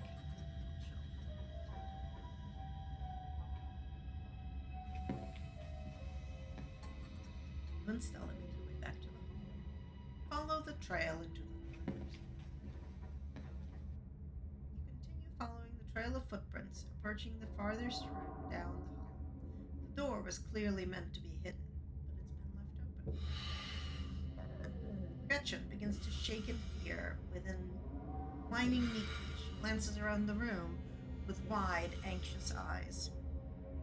It's okay, Gretchen. It's just a big empty room. There's nothing to be scared of. Yeah, except, this carpet with a drawing under it. And this curtain totally not covering anything that we're not gonna notice. It pains you to stand in this space. Emotions hang over you strong, oppressive, and overwhelming. So this thoughts that threaten to fill your lungs. You don't feel death here. Something worse. Deeper loss, one that's left a wound that has been used to scar. You can't help but fixate on the carpet in the center of the room. The corner is rumbled as if it had recently been moved. You pull the carpet up, exposing the bare floor and revealing mice. An ornate ring of sigils has been carved into the floor, 5 along the edge, the 6th in the center. Oh, that's Megan. Okay. So weird, like, semi zodiac symbols here. These symbols. So, like, this is the hospital, and this is the mine. No, this is the mine with the chains. The horns are in the city hall. This is a cornucopia of grain, and I cannot tell what's up there. This is the one for the center, so this is the estate, which is just a giant star. Compass rose sort of star. Circle, and it's a now uncomfortably familiar feeling. You can feel your gaze forced to crawl over every intricate detail of the carving in front of you. Is this some kind of magic circle in the Scarlet estate? Clearly, Enoch was pretty serious about the whole occult thing. This is about as occult as you can get. But you're too far drawn into the trance. Okay. Temu, stop dinging in my phone. You are too far drawn into a trance to respond to Stella, or to even pay much mind to what she's saying. Your gaze crawls across the intricate details in the middle. The serpents wrapped around the staff, flashes of the room beyond the morgue, the darkness that swept through the house. The fist and chain make you feel like you're back in the claustrophobic confines of the mine, surrounded by the angry hemorrhoids. The horns have the same nightmarish, dreamy feeling of the world constructed by the furious ghost of Charles Shaw Jr. Others are new to you. The feelings they emit are less intensive, giving only vague impressions of what they might be tied to. Where did you find the descriptions that had, like, you know, like the pages with the... Those were in Enoch's desk in the secret drawer, right? That you need keen eye to get, or street smart to get. I think. Street smart, yeah. Okay. Sorry. Golden fields, fueling of fresh souls, just slithering out from the womb, desperate to be fed. Another that rings like bells in your mind, calling you not towards it, but away from it, pushing you from its threshold and into the darkness. But the center symbol is strongest of all. It echoes out across the room, vast ego proclaiming its dominance. Have you played Mystic and Kenai? Like, is there a connection that's made here?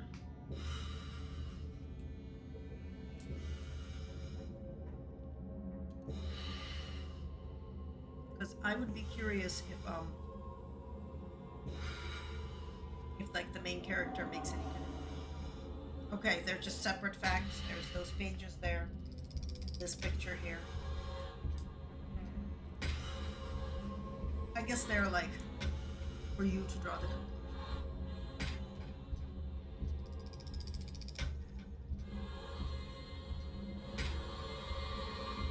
You okay?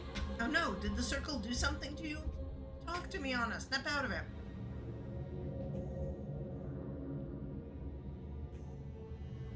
Okay. So we have a mystic option. Bell chimes, not calling me, but pushing me away. Church. There's a field somewhere torn by hunger and... Hey, come on, stay with me. Let's get you out of this room. She flashes you a confident smile, her eyes shining as they meet yours. Her faith in you is unwavering. Stella crosses the room, turning the camera on the door on the far side, like the way you entered. It, too, has been left ajar, as if inviting you to explore what might be behind it. The doors to this room seem like they would be almost totally invisible if they hadn't been left open. They aren't handles or anything, just windows. So it's gotta be a hidden passage. Amazing. Your family really pulled out all the stops when it comes to movies. really do. Oh, yes. You exit into a short hallway. There are stairs here leading back down to the lower floors. There's also another door. It's hanging ajar, the many locks and deadbolts along its edge glimmering in the weak morning light. The doorframe itself is gouged and splintered, evidence that some desperate creature tried to save itself from the room beyond time and time again. Holy shit. Gretchen's whining reaches a fever pitch. Geez, okay, I get it. The scary room is too scary for a little dog like you. You don't have to go in, just don't go running off anywhere. See how the edge of the door is all messed up? Looks to me like something didn't want to be put back in there. Before you can stop her, Stella steps into the little room, her camera drinking in every detail. Okay, so clearly this is the door we've seen in the vision from Charles Shaw Jr., but with all the locks and stuff. And Stella should remember it too, because they were all aware during their... My God. Step forward to join her, Gretchen remaining rooted to the floor outside. This was a prison cell. Kenai confirmed it. Well, it confirms that that it's the same room from that from the vision.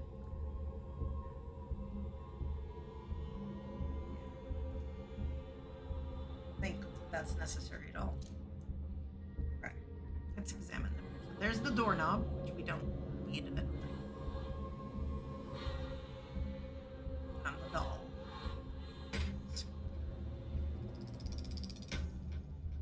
Everything about this place reeks of neglected humanity.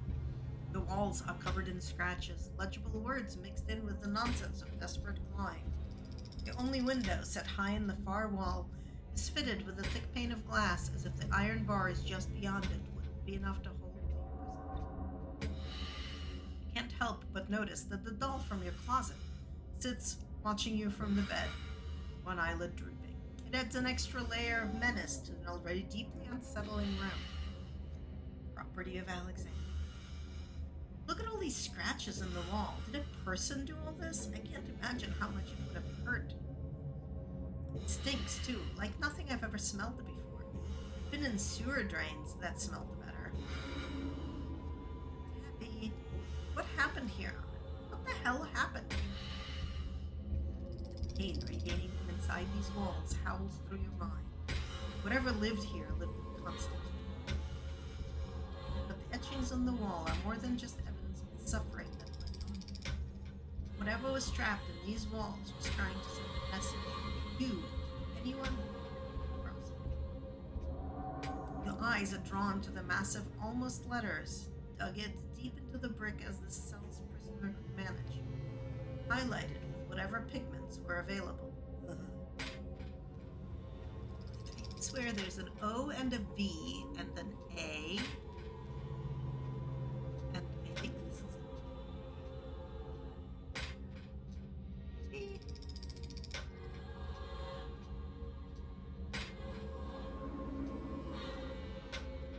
almost looks like a word, though none of the lines meet up, causing you to constantly doubt whether they're letters at all, or just lines that fool the eye into imagining shapes that aren't there. Your stomach clenches with nausea as you run your eyes along the deep furrows of the wall. But whatever was in here wanted those words to be known. So do your best to store them away, trying to burn the image of them into your mind, carved deep into the wall, bloody against the filthy brick. Ay, ay. The doll used to be in my closet. Property of Alexander. Let's see what's behind Stella walks over to the doll and property of Alexandra. It's always talked about how she went missing. It's one of our town's urban legends. I wonder if they ever found her body. Maybe there wasn't a body to find.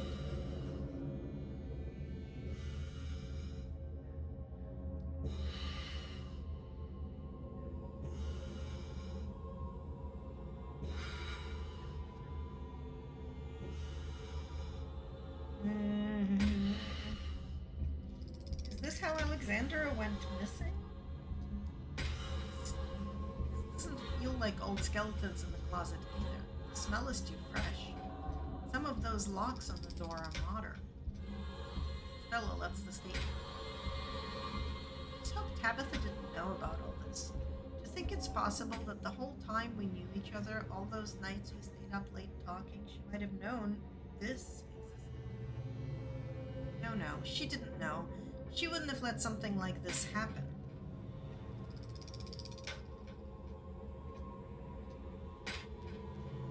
Are you sure you should post this video? You and Stella are interrupted by the sound wrapping around. Music, the tinkling of piano keys played by a clumsy hand. They echo up a narrow staircase at the end of the hall, one you've yet to travel. You hear that creepy music, right? Stella seems uncharacteristically shaken. She clutches at your arm, the camera trembling in her hand. God, someone else is in here. You know who you'll find if you choose to follow the tune. It's an invitation, Wayne's blackened fingers sending out a message across the quiet house. The two of you stagger back into the hall. I guess we don't need the door now. Do you think it's him? Wayne? Stella seems to swallow her momentary fear, straightening back up and letting the light return to her features. If it is him, he could have information. He seems like he knows a lot about what's been going on in town. And who knows, maybe he'd be more willing to talk now that we found all those secrets your family has been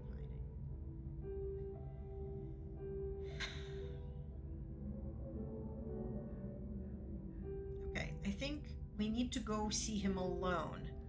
I just don't know what it'll do. I'm gonna save, is what I'm gonna do.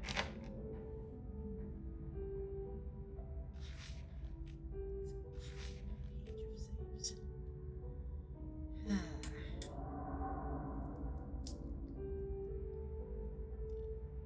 if this will do something bad.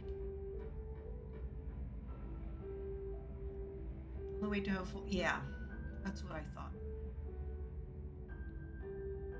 I'll go alone. He might be more willing to talk if it's just me. It's a good thought, but I'm gonna be close by, okay? As much as I want whatever information he has, he's a creep. Ready to fight for you if it comes to that. She rests a sturdy palm on your shoulder, giving you a confident grin. Then, you step forward, making your way down the hall towards the eerie music alone. The stairs take you into what you have to assume was once a servant's quarters. A network of cramped passageways hidden away behind the expansive rooms of the estate without so much as a window for illumination. But you persist and descend deeper into the bowels of the Scarlet estate, the echoing piano your only company. Sure enough, you see light again, the sun creeping in through the edges of a nearly hidden door. You're at the end of another long corridor. Its high ceiling and tall windows are almost disorienting as you step out from the cramped, gloomy stairwell. The music echoes mournfully in the vast space, a chorus of wind adding a melancholic harmony as it whips in from the overgrown courtyard outside. It finally stops as you reach the doorway. Wayne stands from the bench. Thank you for coming alone. Makes his way down the tilted floor towards you. The sheets covering the old furniture flutter and a slight breeze sweeps through the room, carrying with it the smell from the wound that is his body, as he approaches step by careful step. I hope you enjoyed the sightseeing. He stops just a few paces away. And I trust you understand the implication of everything you've seen. If you aren't careful, put your faith in the wrong people, things could go very, very wrong for you.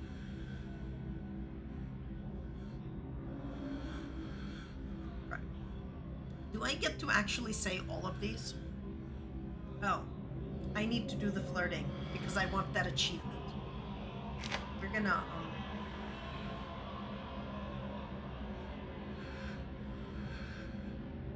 take a step forward. Wayne doesn't flinch as you approach, but you can sense a trepidation. He's uncertain,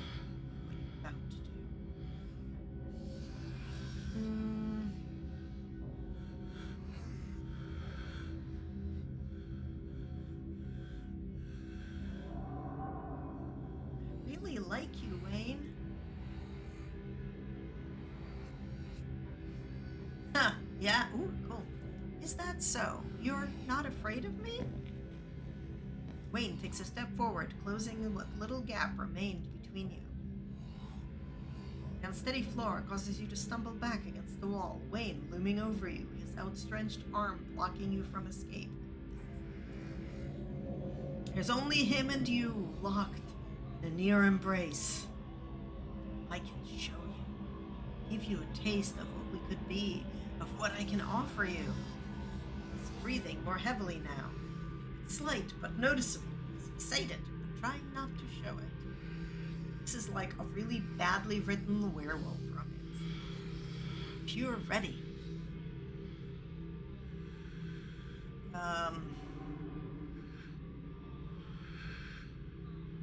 Okay. Do it. Wayne stares down at you, bright eyes shining through the veil that flutters slightly with each breath. His other arm reaches up towards your throat. He rests his palm in the nape of your neck. It's warmer than you'd expect, calloused and cracked. His fingers strong as they tighten around you. There's a sudden sharp pain, as if you've been stuck with a pin. The unsettling feeling of something squirming. You can't help but try to jerk away from him, as the squirming slithers its way up your throat. His fingers grip tighter, holding you firmly in place. Then it stops. A pleasant numbness starts to spread out from the base of your skull, flowing down your spine, enveloping you with a wave of bone-deep serenity. The surroundings become unfocused, vision swimming as your head rolls to the side, hair standing on end, full body shiver, intense pleasure sweeps across your skin. You're vaguely aware that your legs have collapsed from under you. Wayne holds you up, one of his arms curling around your waist, pressing you against him as you lose yourself in the sensation. Then it's over. This is terrible. And that is, in fact, 2 achievements.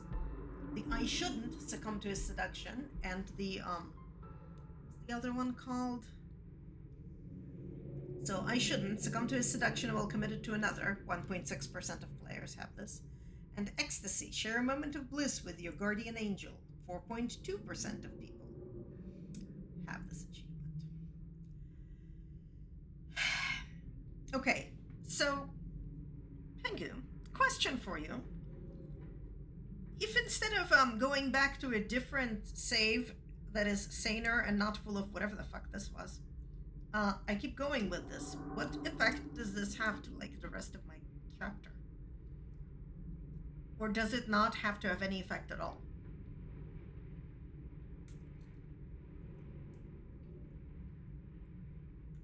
Like, I like the achievos and all, but...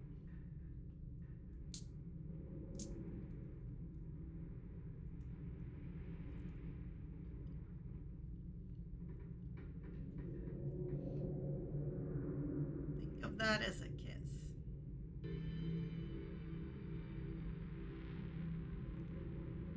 Okay. Let's get rid of that, because, we're not keeping that. That was just for achievements. But also, gross. Have I mentioned gross? Because, it is. It is very, very gross. Okay. Wonder if I can ask him, like, all the questions.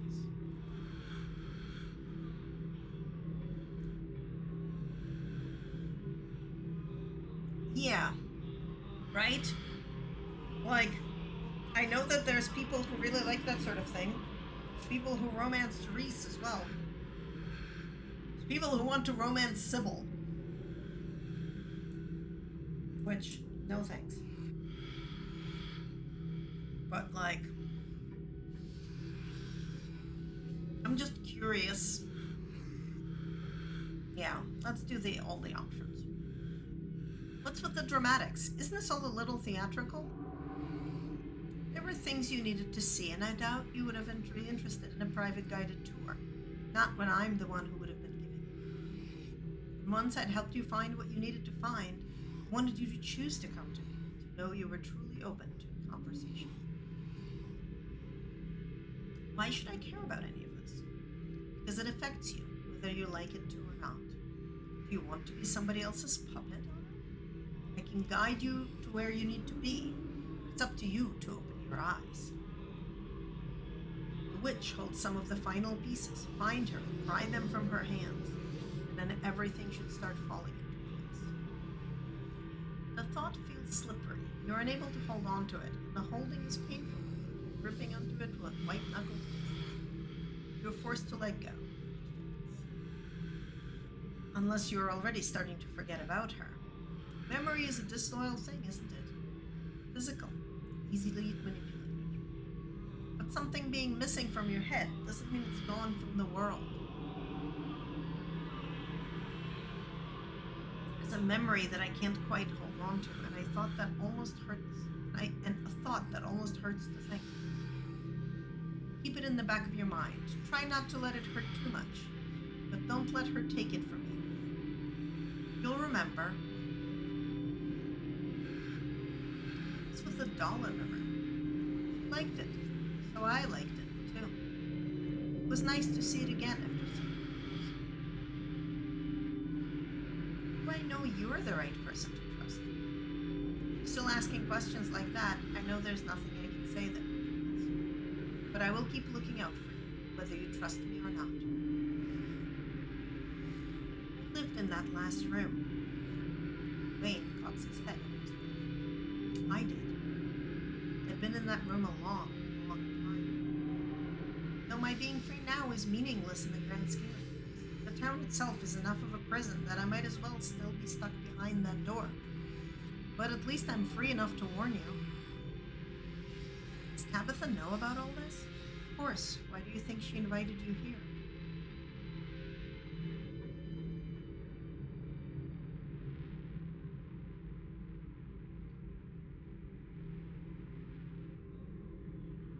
Hmm. She didn't know me then. It's different now. We've bonded. Do you think a flimsy bond formed over a course of a week will be enough to stop the generations of expectations that have fallen on Tabitha's shoulders? Do you want to bet your freedom on that bond? Tabitha will always be a Scarlet.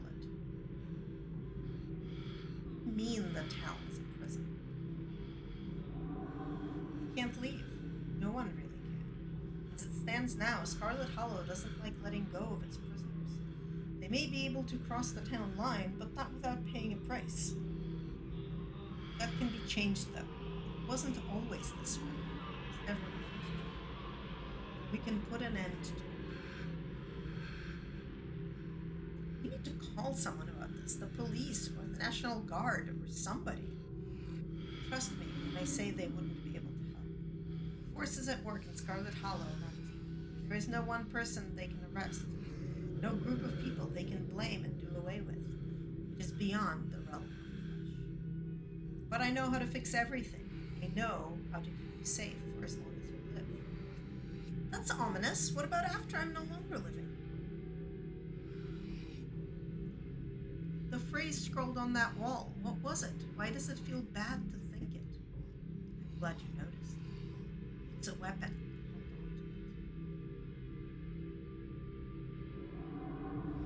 I want to leave. I've had enough of this place. I want to go home.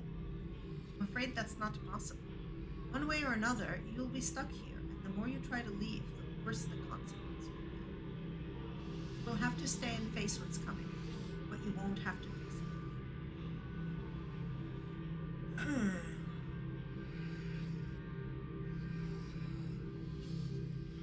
I trust you, but I don't know what I'm supposed to do about any of this. Wayne's shoulders seem to relax slightly as if he's good. Good. Our enemies rely on keeping us divided. They know how much stronger we can be together. Be careful of who you trust. We'll always be there. Wayne steps away, his shining eyes watching you unblinking from behind his veil, before finally disappearing back into the darkness of the estate. You make your way back through the dark, cluttered side rooms and return to Stella's side. She greets you with a nervous grin, clearly relieved to see you, even though you were only gone very briefly. Gretchen stares up at you with her big, worried eyes. You made it out. Good, I'm glad I didn't have to jump in and start a scuffle with the guy. Was he at least more useful this time? Tell her about what you learned. You share everything he said, Stella focusing the camera on you and nodding along as you talk. Tabitha, no, I can't believe she was in on anything your family did. I just can't. She wouldn't willingly go along with something like that. I refuse to believe it. He clearly has ulterior motives, right? He's totally trying to turn you guys against each other, right? Let's just get out of here, yeah? Like now? She takes your hand, her grip strong, if trembling, and gives you what feels like a poor attempt at a confident grin. Together, you make your way out of the forbidden wing, practically running until your feet hit solid ground and the skin is embraced by the crisp autumn sunlight. Saying that, but he has not once intervened in an effective way in your situation. Except for getting you out of the library if you don't have tax. I mean, also, he tried to intervene with Reese. I don't think actually had the capacity to get rid of Reese, but he did try. Yeah, but he tried.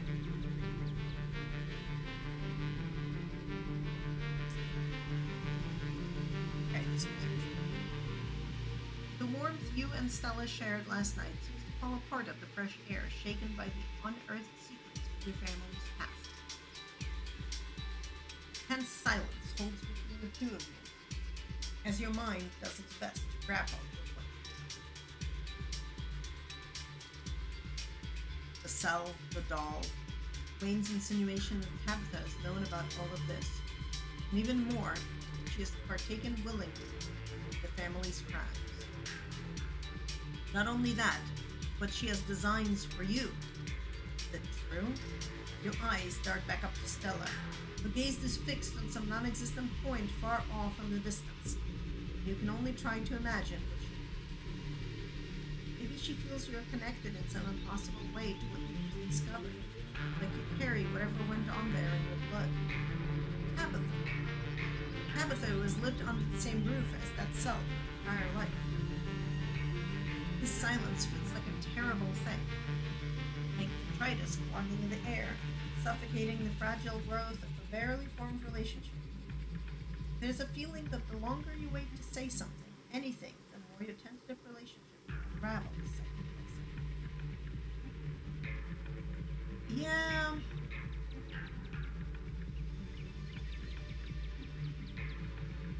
You've got a point. I think he means well, but is not actually effective.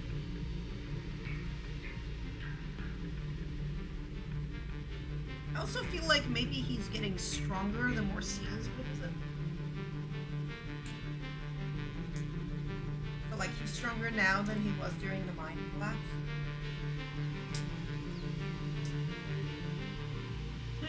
Yes, well. So say something. Say anything. Just break this awful silence already.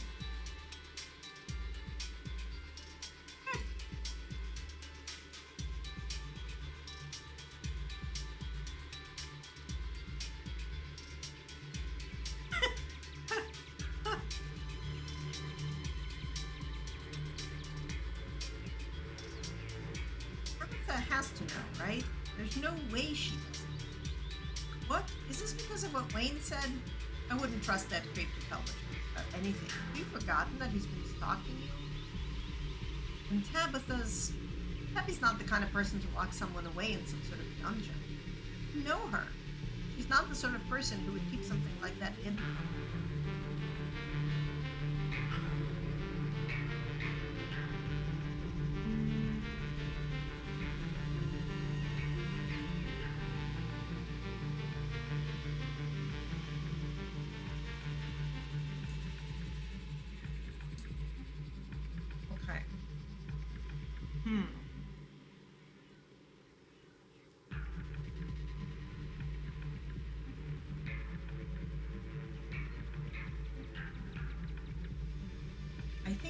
the book smart option. No, maybe the mystical option, because this is the mystical chapter. But I don't know. What do you think? I think I want to try to go see Oscar if I have the option. But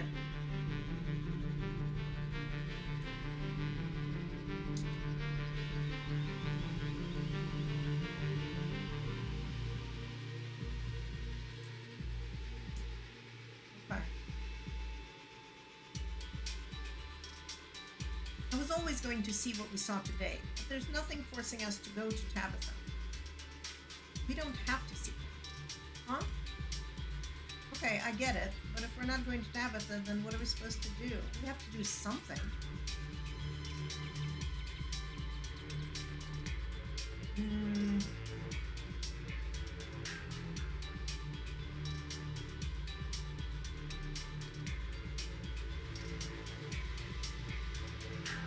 There must be someone other than Tabitha we can go to. Right. Who can we possibly go to with this? And with your friend with the brains.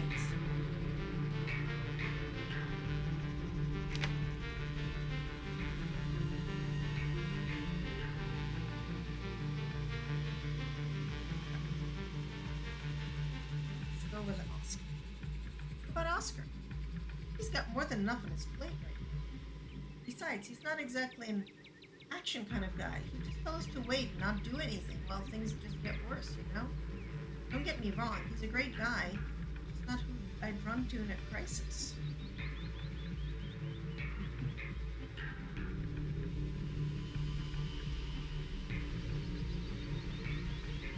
Ugh.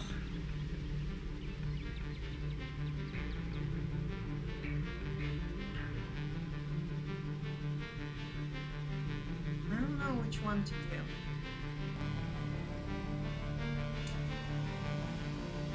Owes me, Stella. Does that count for something?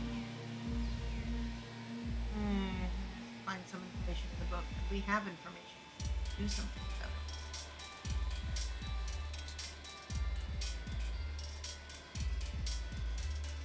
Damn it. Suggesting other options till she breaks and goes to bed. Okay.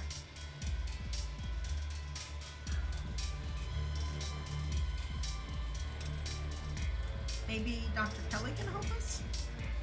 Her leg bounces nervously. Can we please just deal with one uncomfortable situation at a time? I can't think about Reese right now. We have enough to worry about. This isn't getting us anywhere. I'm sorry, I have to go. You can come with me if you want. I want you to come with me, but I'm not spending any more time arguing in the woods. Without another word, Stella turns away, determined settling over her. She hurries down the road, wretched. You're alone, and without another person here to ground you. Panic of this morning's revelations deeper into your chest. You have to do something. Maybe there's someone else you can run to.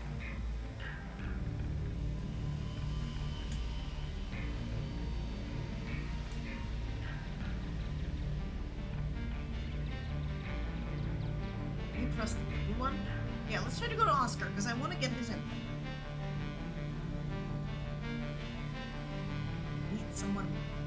Research. Oscar's librarian by trade. There aren't kids like a family. We need more than anything else right now. Someone who's good at history. Go to the library. You're out of breath by the time you wind up outside the library, panting as you try to compose yourself before entering. The library is somewhat less silent than usual. There are sounds coming from the open doorway of the mayor's office upstairs.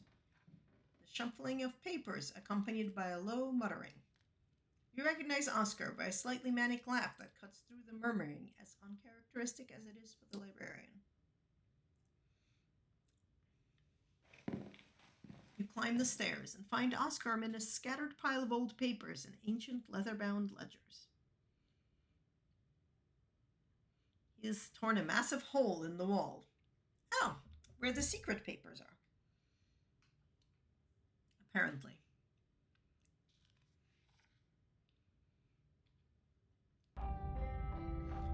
Excellent. I was hoping it might suit you today.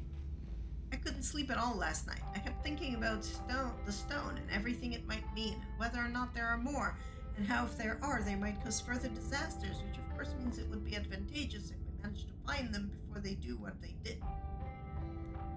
And then Rosalina mumbled something about rooms being wrong in her sleep, and that just made something click for me. Long story short, I decided to start looking through old floor plans for all the buildings in town.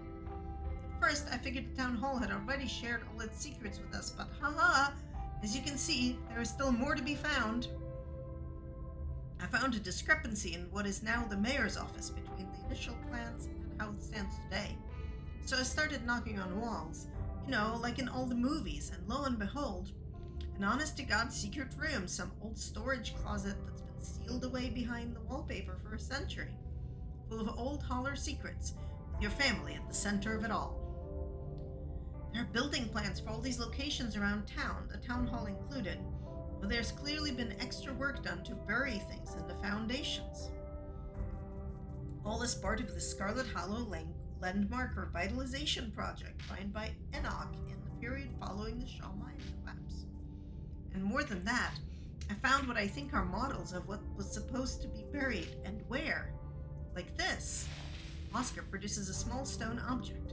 Oh, hey. Its details are simpler, less refined, but this is unmistakably a model of a stone carving, though whether or not it's one you've seen already eludes you. This is one of the carvings you described to me the other day, isn't it? I wonder what they're supposed to be. Was Enoch at the helm of a secret society running Scarlet Hollow back in the day? Is there still a secret society running Scarlet Hollow now? And to add to the mystery, there's this name I've seen repeated throughout these documents. Verena. She seems to be deferred to as an authority, which of course struck out to me, as there weren't a lot of women involved in government or construction, or that sort of thing back then. Consulted Verena. Verena requested this change or that. So I went looking for more information on this person, but I wasn't able to find any records of her elsewhere. No birth certificates, death certificates, property purchases, marriages, divorces, nothing at all. I suppose she may have lived off the grid. There are probably plenty of people who lived and died with no record that they ever were, but I have to admit, it's curious, isn't it?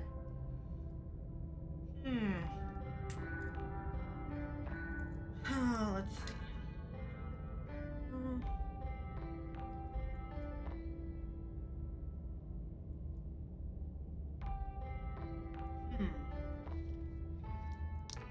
Okay, do I tell him about what I found at the estate? Or do I tell him about the clinic? I think I tell him about the estate. None of this matters, not after what I found at the estate this morning. You recount everything you experienced in the estate, the whole harrowing adventure, culminating in the horrible little cell you found hidden away. These little puzzle pieces have come together and it's showing us a picture of your family, of Enoch, right at the heart of Scarlet Hollow's problems. Let me explain. The way I see it, these carvings are clearly tied to the incidents that have happened in town this week. There was a stone in the basement of the annex, which it would seem was built for the sole purpose of extending the town hall enough to cover the installation site. And of course, there was the stone installed in the Shaw Mine once it had been dug out. Maybe it's just correlative, but correlation is the only tool we have at the moment. Assuming I'm right about all of this, there are 3 more locations, which means we have 3 opportunities to preempt something catastrophic. My notes indicate that likely locations are Dr. Kelly's clinic, the church, and one of the old farmhouses. I believe it's the Tremaine property. Though of those 3, the farm seems like the most accessible. I assume a practical woman like Dr. Kelly would need some convincing before we could tear down any walls, and we'd probably need heavy machinery for the carving at the church. I don't know how long it would take to get our hands on an excavator. Maybe that's something your cousin would be able to help with. But that would also mean involving her.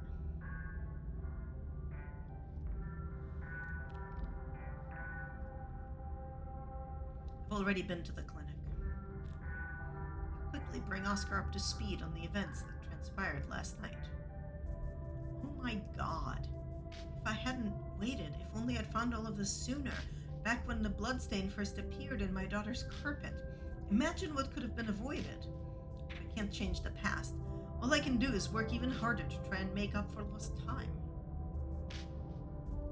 I think we're out of pre-rolls again, which means that we need to um, take a small capitalism break.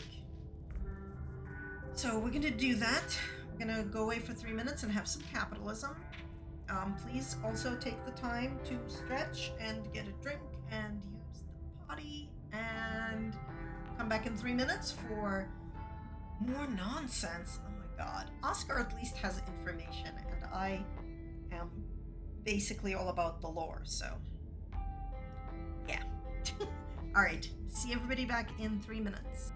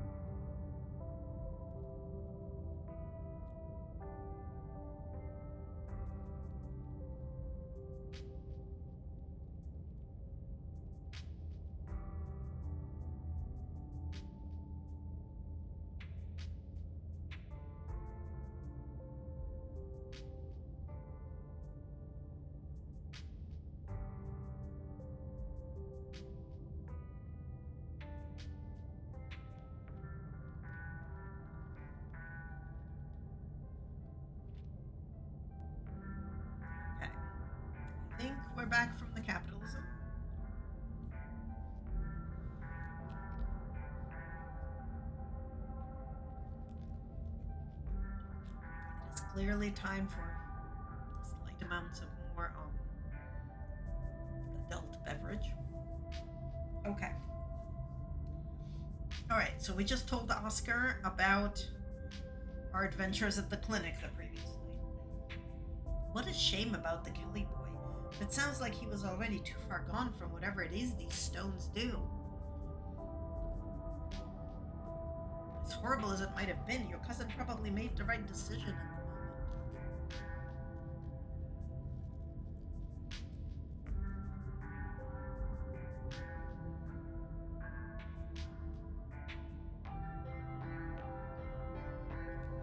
What do you mean we'd need heavy machinery for the church?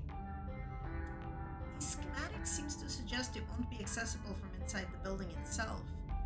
There's mention of the pastor at the time giving them trouble, so they installed it using a tunnel system to bypass his permission. Oh, that's why. So the entrance is under Tetanus Lake.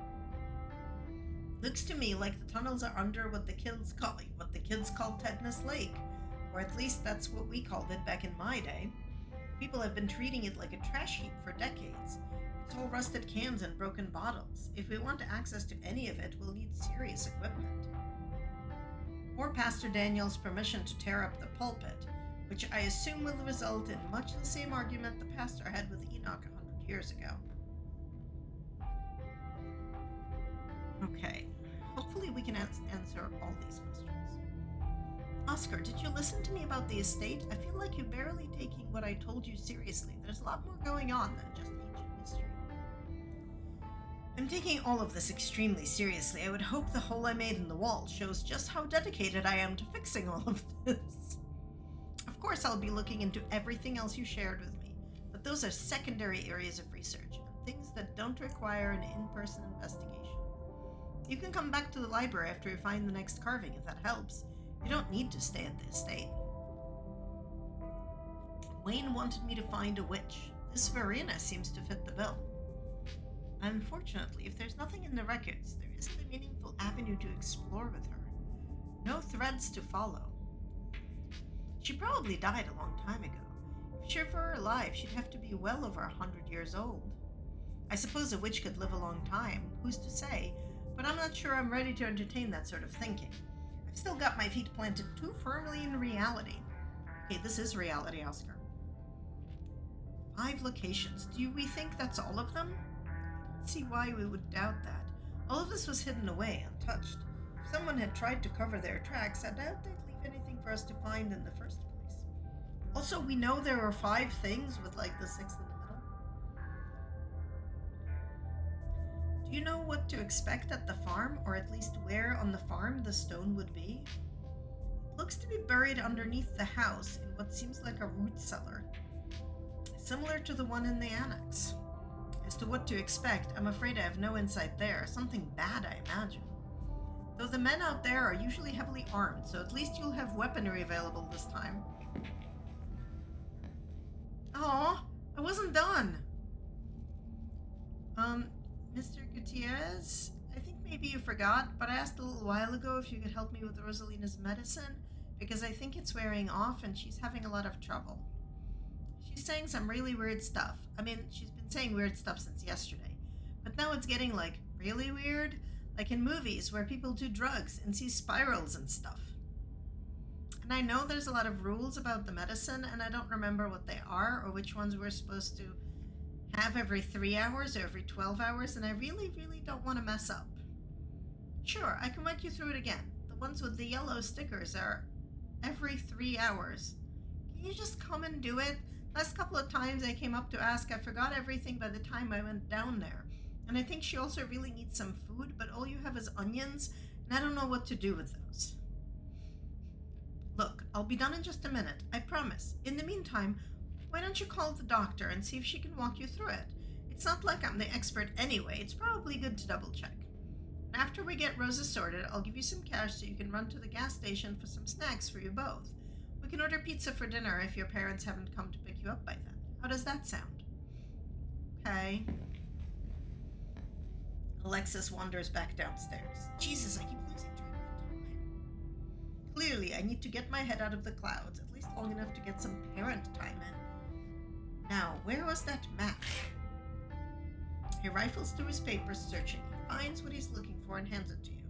It's a map of Scarlet Hollow. The best route to Julius Tremaine's farm is down Main Street, then turn onto the first dirt road and keep going. But the map should help you keep things straight. Good luck out there, Anna. I really hope it's not too bad.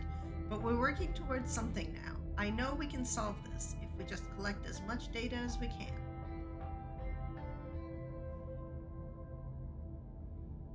Ooh, that's a terrible one to say.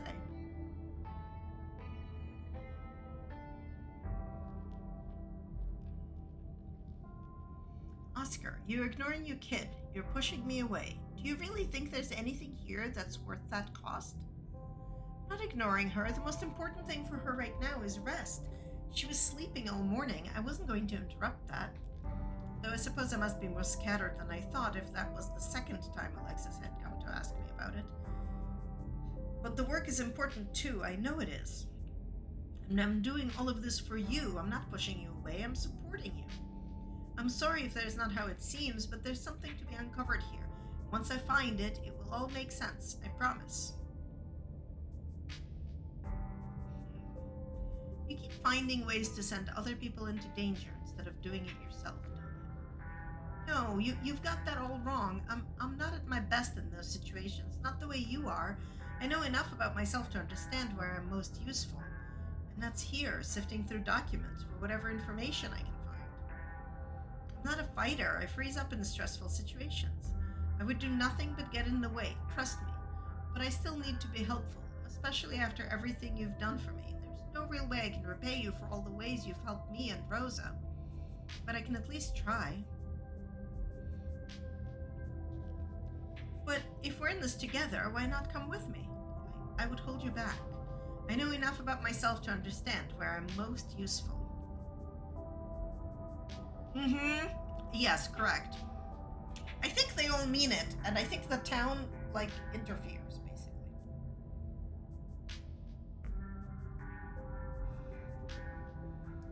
And that's here. I'm not a fighter. I can't protect you the way I would want to, but I can protect you with information. I can protect you with knowledge and understanding of what exactly we're dealing with. You know, after the fact, when you don't need it anymore. I'd like to be able to do that, to repay you for everything you've done for me and Rosalina as best I can.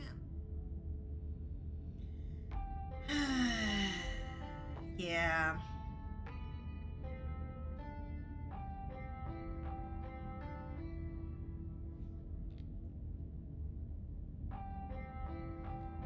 Okay. Okay, what do I say to him? Yeah, this one. Jesus Christ, Oscar. Don't make Alexis give your daughter her medicine. Do it yourself.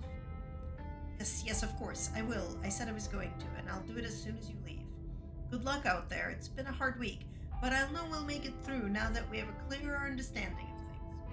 I'll be here when you get back, ideally with a plan to access the church. You leave Oscar to his research and make your way back to Main Street, map in hand. But where could you possibly turn to next?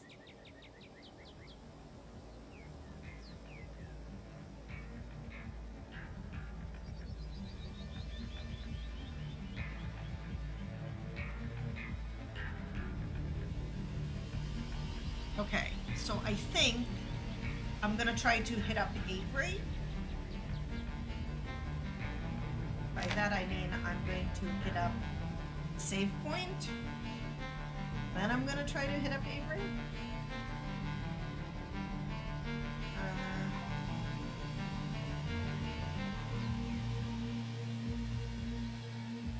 Avery is the only other outsider you know of in Scarlet Hollow, which means that maybe they're the only person in town who can understand you right now. Run to Avery? But you don't. Oh. Okay, fine. You have the right to remain silent.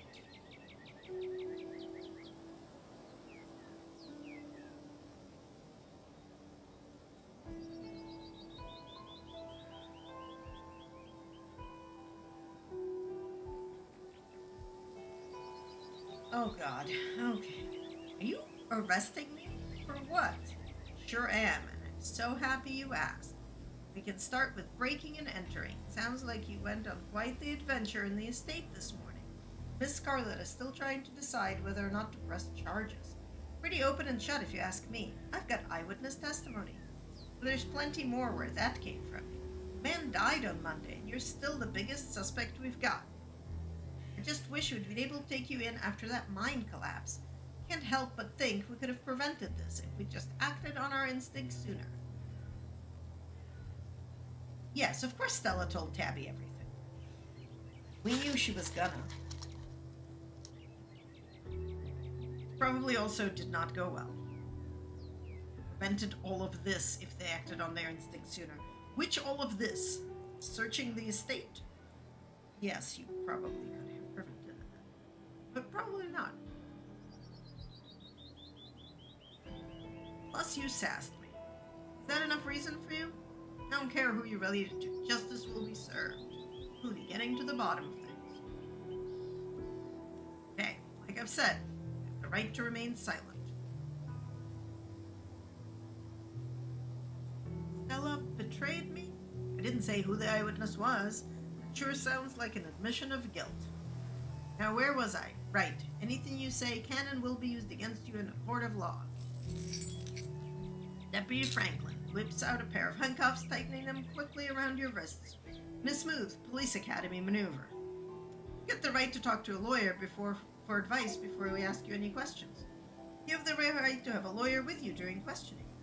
If you cannot afford a lawyer, one will be appointed for you before any questioning, if you wish. Where are they going to get a lawyer? He escorts you towards the cop car, opening the back door as he continues reciting your Miranda rights. Excuse me. If you decide to answer questions now without a lawyer present, you have the right to stop answering at any time. There, now what's your head? As you're shoved into the car, next county. As you're shoved into the car, a voice crackles over the radio. Franklin, pick up already. We ain't got all day, boy. Apologies, Sheriff. I was just apprehending Anna as discussed over the radio. That's nice and all, but we need you up at the farms pronto. Got ourselves a possible 187 brewing. Okay, so I guess we don't get to get there early and disarm the trap, because that probably needs street smart and going with Avery, right? Well, we didn't need the old sheriff. 10-4. I wonder what the hell a 187 is. Damn, this day just keeps getting crazier. Suppose you'll have to come along for the ride, miss. Going to be Deputy Franklin wastes no time in turning on the sirens, blasting down the road towards whatever emergency is underway with you in tow. This is possibly one of the few times he has ever been able to do this. Despite his sunglasses and stiff demeanor, there is definitely an excitement in the way he cruises around the treacherous mountain terrain. Yeah, I'm actually not sure I care about saving Hugby.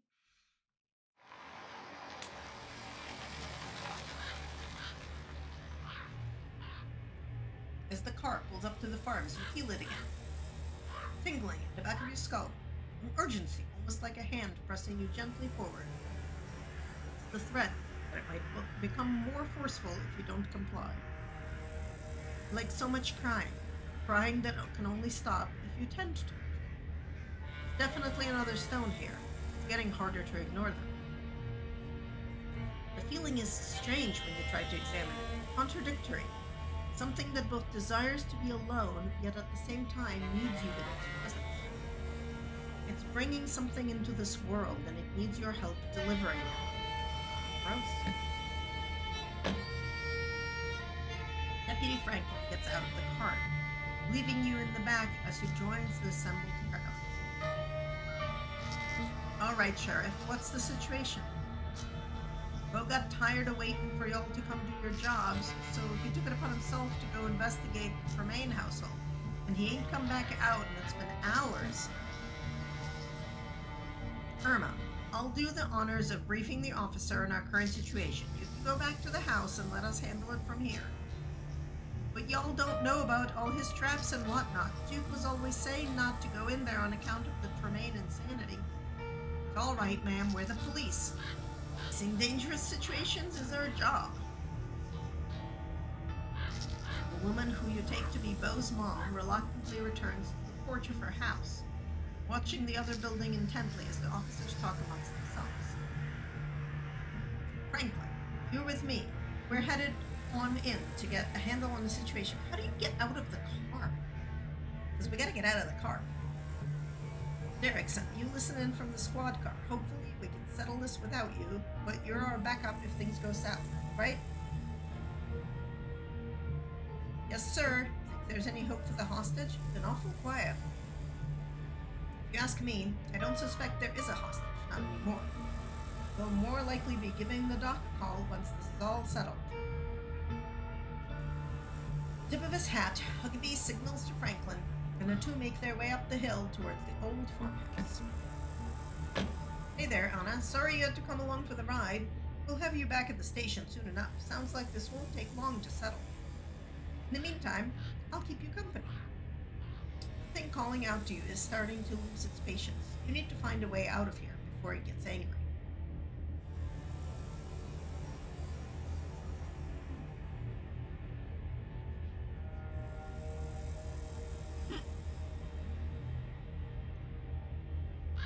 Okay. Could you let me go, please? I haven't done anything wrong. Well, I'm sure you haven't. But that's why we're gonna bring you in to answer a few questions. We can prove as much. And if we see that you really aren't a threat to the town, then we'll let you go, and that'll be that. But what about innocent until proven guilty? Is that how that goes? I'm joking. But of course there's no way to know if you're innocent unless we ask you questions like you're guilty. Just basic police work.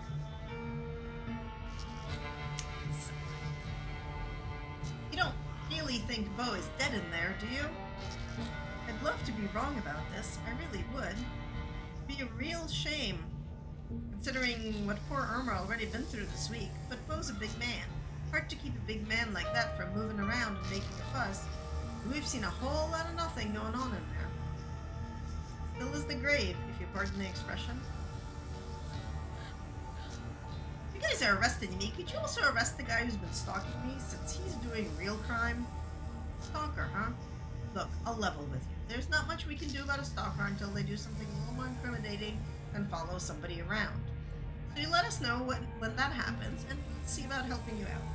In the meantime, we'll keep you safe and sound down at the station where no boogeyman can get you.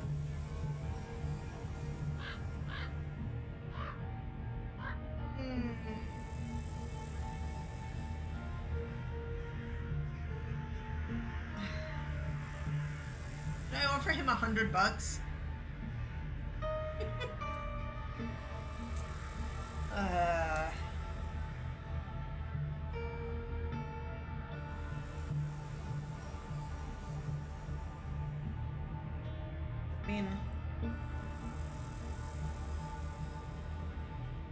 Then I'm just gonna wait in silence. Sound coming from the house on the hill. Shouting, angry and panicked. Frantic voice crackles over the radio. Derrickson, come in. The sheriff is down. Those damn traps. Irma wasn't kidding. Keep it together, Franklin. Is he breathing? What is the status on Tremaine and Colloway? Something in the basement. Going down now. You hear an ungodly noise over the radio. A gunshot, and then static. Franklin, report. There's only silence. Ooh, is Franklin also dead? Damn it, Franklin. Deputy Derrickson hesitates briefly outside the door as if hoping someone might leave the farmhouse without his getting involved. But after a few seconds, he's heading up the hill, yelling something to Irma. Then a figure appears outside the car door. Oh, yes. Let's press the content warning button. Thank you for reminding me. I'm guessing that this is the police violence, gun violence, gaslighting, and other things. Like nothing good could be going on in there.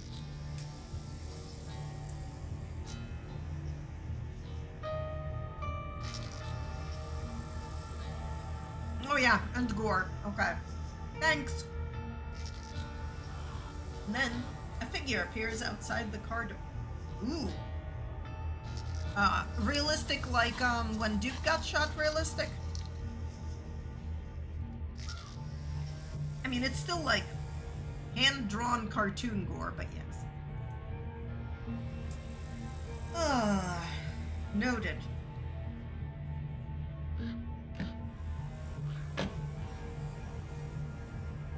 Right there, very dead. Okay. A moment later, you hear the click of a lock. Time to go. You get out of the car, your body moving on instinct. Is he gonna also undo the handcuffs? The stone is louder outside. Its song is buzzing in your ears, drowning out the world, calling you up the hill towards the old farmhouse. What is doing something? Can't think straight. That's all you're able to sputter out. The buzzing drowns out your words. You can almost feel it pulling your feet, aching to move. It's all right. This will be over soon. I really would have preferred it if we could all do this together. The witch started it early. You could have known she... Handcuffs fall away from your wrists. You weren't paying attention to what he did to make that happen, because it doesn't matter. Somewhere to be. But she's at her most vulnerable now, and she won't be expecting you. So go on, I'll be watching. Nothing bad is gonna happen to you. Yeah, I'm not coming with you to protect you, because I'm a dick. He gives you a hard shove forward, and then he's gone. But you are interrupted by yet another car pulling up to the scene. Irma, Anna, I got paged by the sheriff. What the hell is going on here? Where are all of the cops? Talking is just noise. Their words don't matter. There's a humming in your head, almost like a voice, one you can just barely make out.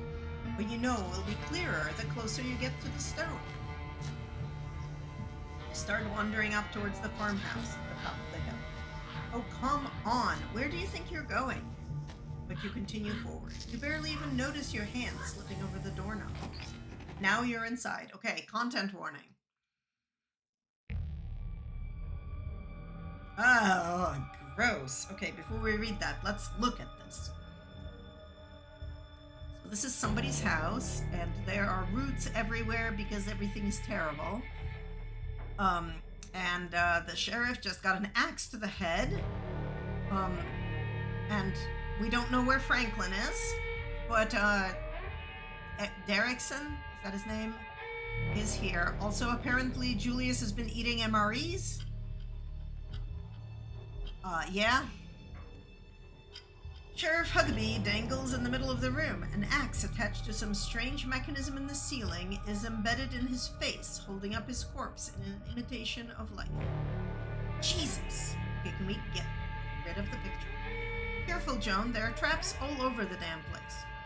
Past the body, you can see a giant pumpkin, through the door of the garage, cracked open, its guts strewn across the floor, seeds dotted across the hardwood like a trail of breadcrumbs leading to the basement stairs. What the hell is going on here? Derrickson, is the doc here yet? We need a medical professional down here. His voice is coming from the basement. That's where you need to be. He's been shot, Joan. I think you better call somebody. Doctor's here? Julius, you should let her come down. You don't really want the officer to die down here, do you? I'm not the one blocking the stairs. I'm not the one you gotta convince. It won't be blocked for you. The stone wants you there. Everybody shut up. Avery, that's your name, right? Get pressure on that wound.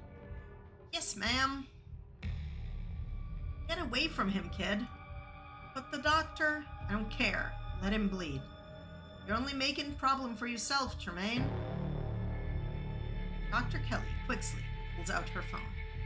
Damn it, there's no signal in here. I gotta step outside to keep holding... You keep holding that wound, and no one else had better die while I'm gone. The doctor pulls at the door, but a weave of fibrous tendrils holds it shut. It would seem the same forces that let all of you in refuse to let anyone out.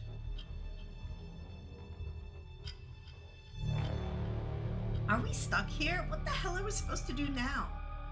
You already know what to do. Okay, you're vaguely aware that Officer Derrickson is trying to stop you, but he's too nervous to take a step. You reach the basement door and start to claw at the weird, fleshy vines blocking your way. They're strong, but they relent under your touch, welcoming you down below. Who the hell? Ah, Vision. So, you tried to undermine me, witch. I should have known you'd try to find a way around the rules. Trap the town. This isn't what any of us wanted. Nullify the deal before that gets any worse. I was just unhappy. I didn't think something like that would be so opinionated.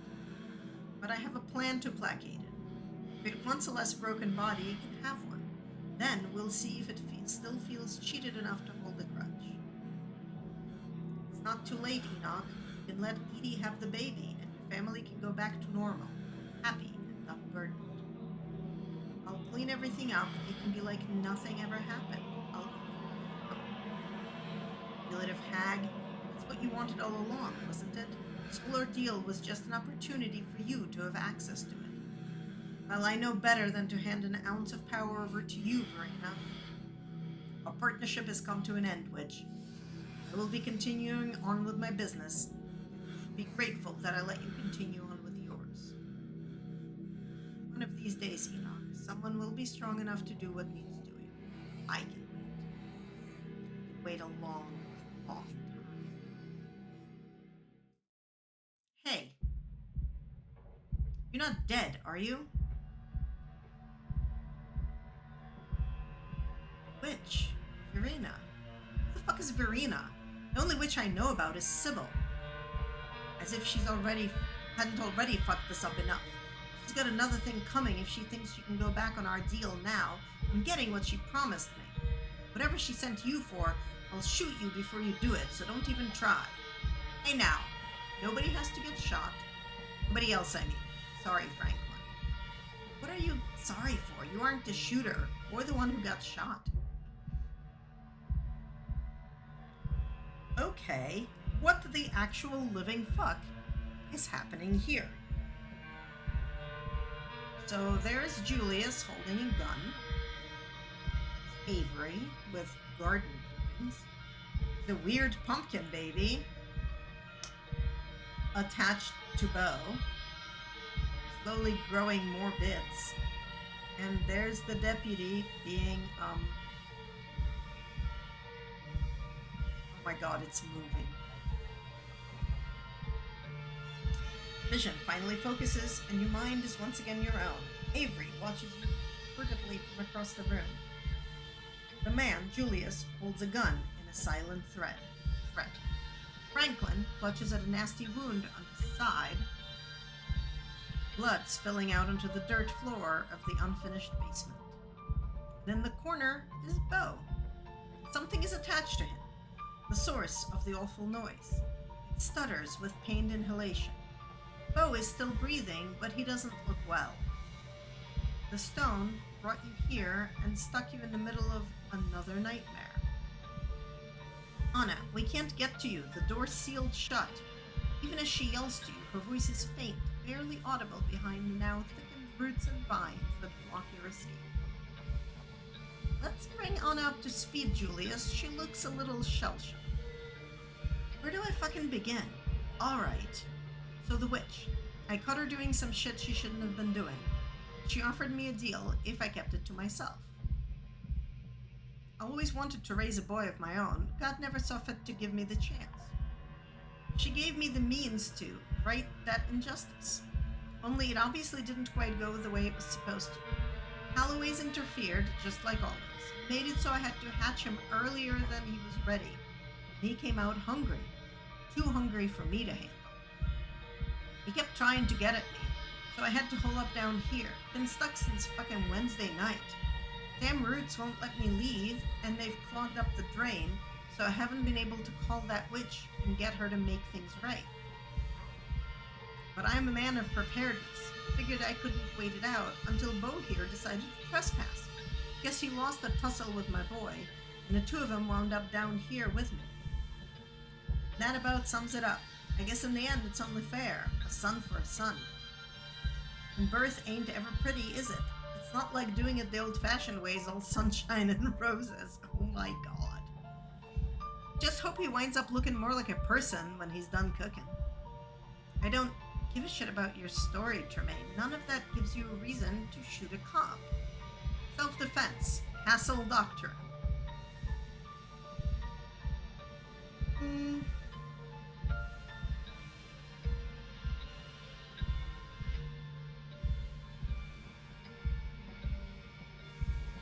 Oh, can you hear me? Are you alive?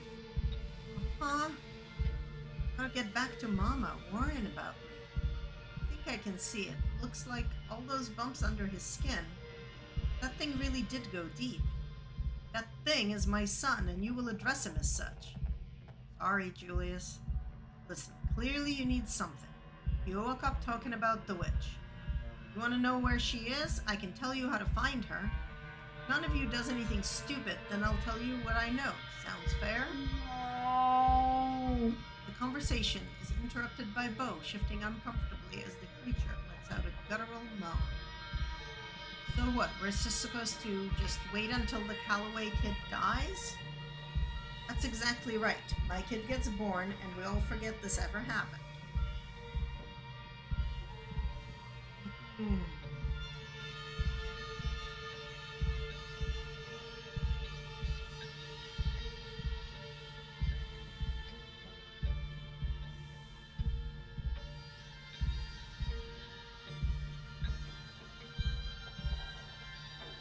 Does your son have a name? You don't name a kid till after it's born. Even I know that. Bad luck if you do it early. And choose a lot of the explorations. Keep an eye on Bo because he gets worse the longer you take to make a fighting choice. I haven't really gotten like a choice yet.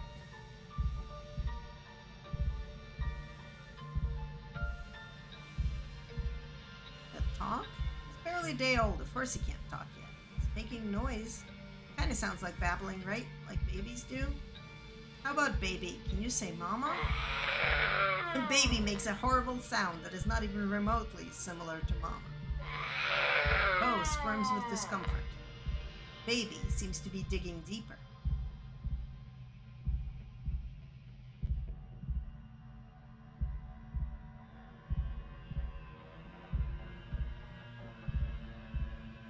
What's the save trait in this one? I thought it was Mystic.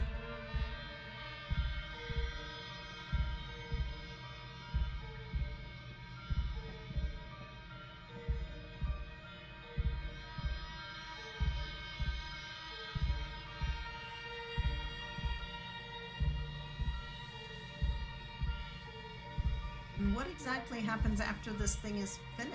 Do you think it's just going to be a normal kid? Oh. You did, but I thought that you said this one was Mystic and the which one was Kenai?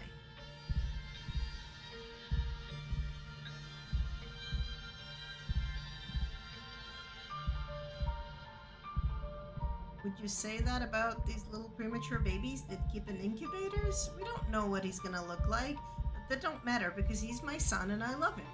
And I know he'll get big and strong if he just gets himself enough food. Oh, it's the other way around, okay. Ugh, drat. I don't know which way is better here. I think if we choose Bo, it attaches to Julius, right? Even if he doesn't change, he's kind of cute like this anyway. Definitely weird, but cute.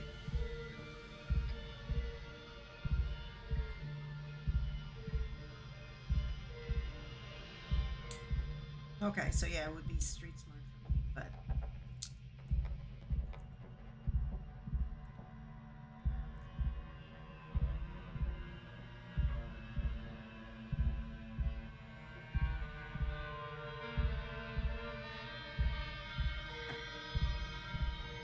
Is there really no way we could separate him from Bo? Maybe if we offered him something better. Do we need Julius to still tell us things? Oh, who else dies?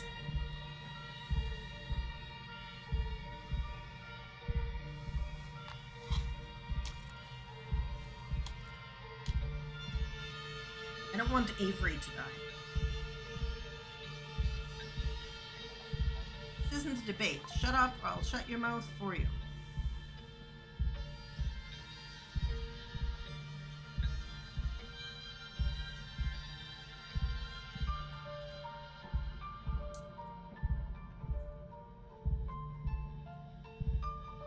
I don't know, Julius. I still think there's something we're missing. And if Anna thinks so too, maybe it's worth talking about again. That's why I'm here in the first place, right? To come up with some other solution? And you and I already decided this was best. That discussion was had and done with before anybody else even showed up.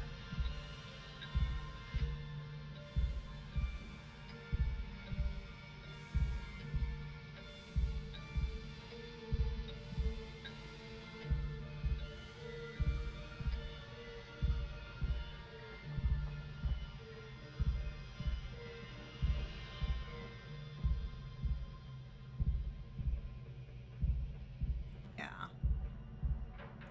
Huh.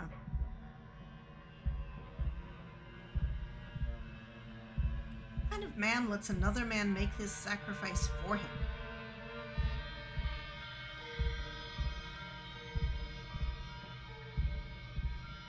The hell would you know about being a man? Grow a pair, then tell me how you feel.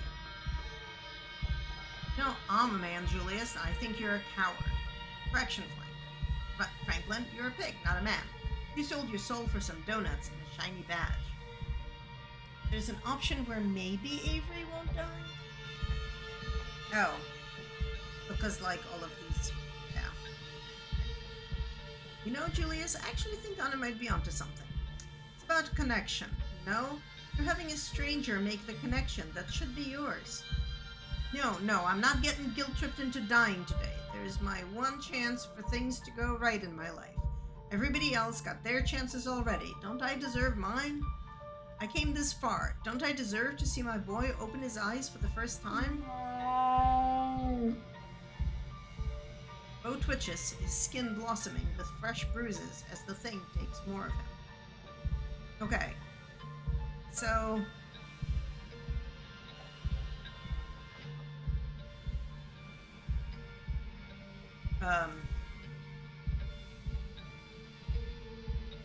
I think we say someone has to destroy this thing. But I don't know. Like, it's not giving me a more obvious, you know, this is a choice you're making.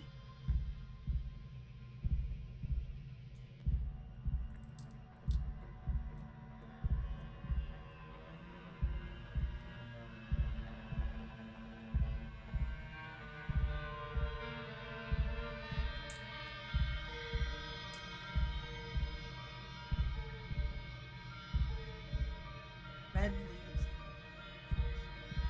Which red leaves?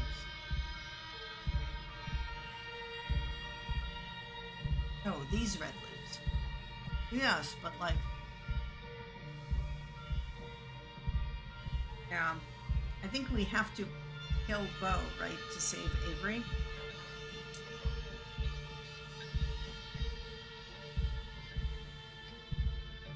Also, I want to, save. I want to save.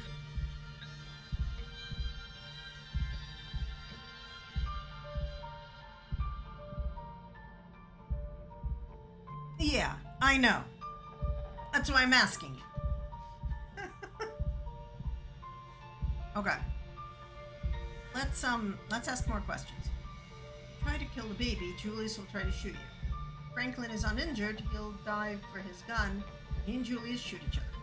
Since Franklin is injured, he'll fail to reach his gun, and Avery will try to intervene, causing Julius to accidentally shoot them.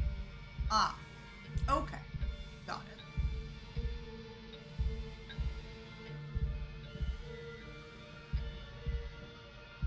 What makes you think Sybil is the witch? Is just helping.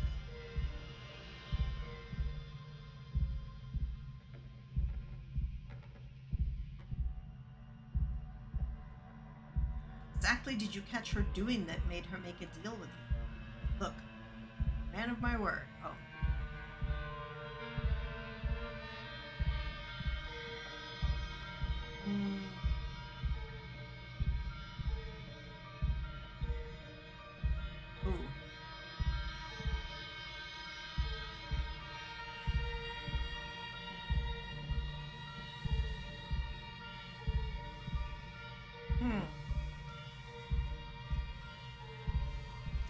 I want Avery alive because I want there to be a party on Saturday, which there might not be anyway. Look, I'm a man of my word. She told me I'd get what I wanted, and I told her she would get my silence. I'll stand by that. But that being said, perhaps it had something to do with that husband of hers, whatever it was he was sick with. Husband, she's married, but she's so young. Young? That old crone? Must be talking about different people, kid.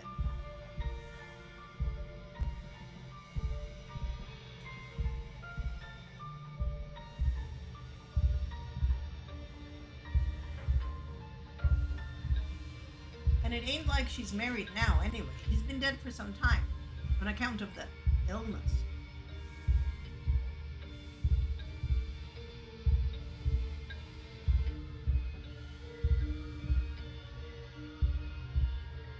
You said you know how to get in contact with the witch?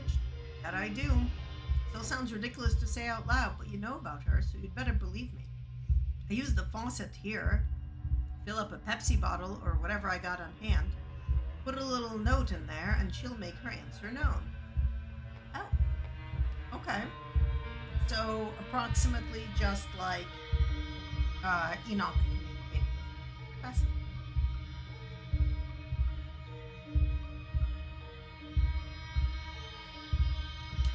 Take too many explore options.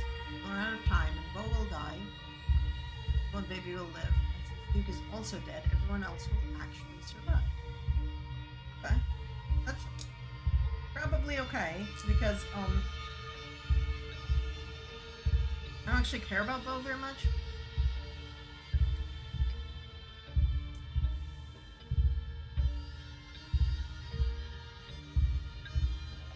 Okay.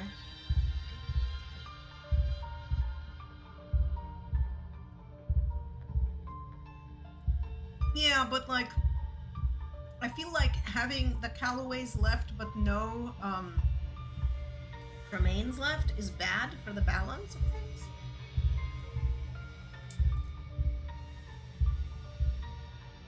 Also, did Julius ever wonder why there's a weird, creepy seal on his basement? Like, I really want to ask him that. It's fed by natural spring water, her preferred method of communication, like her internet, I suppose. Yes. I just mean like, if I let Bo live, but yeah, okay, I guess, I don't know.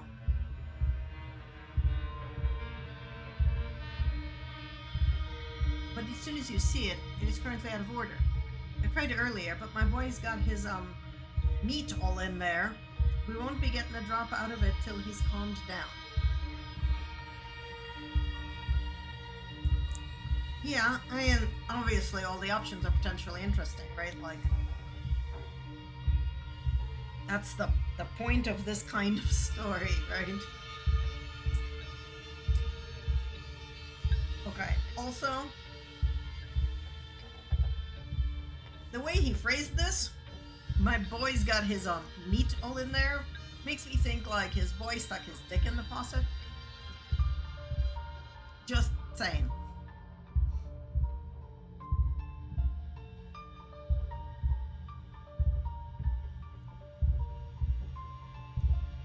What were the terms of your deal we made with the witch? When I caught her doing what she was doing, she offered me this ritual thing in exchange for my silence. Offered it right away, like she could just see right through me, knew exactly what I wanted most. I suppose what she didn't know was I'm not the kind of man who'd turn somebody in anyway. Her business was her business. She didn't have to bother giving me some recipe to cook a boy from dirt, blood, and pumpkin seeds, but I took it anyway. Then I just sat on it for a while, till a moment of weakness. What was the ritual? Did you do something to Duke's pumpkin? It wasn't his damn pumpkin. It was on my property, and the only reason it got as big as it was is because I fed it my own blood every night since the day it was planted, bleeding on the dirt like some kind of Satan worshiper. If that didn't make it mine, I don't know what does.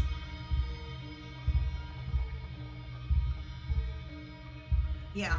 Well, that's why it's horror story. God knows I felt crazy doing it though, but I'm not proud to say my judgment was a bit clouded. I was in a bad way. The thought of bringing a boy into the world was just about the only thing that made me feel like I should stick around. Not that any of you need to know about all that. Only serves as explanation as to why I trusted her in the first place. The things under Bo's skin shift, writhing in an imitation of muscles. Okay, well, Bo's now in stage 3 situation.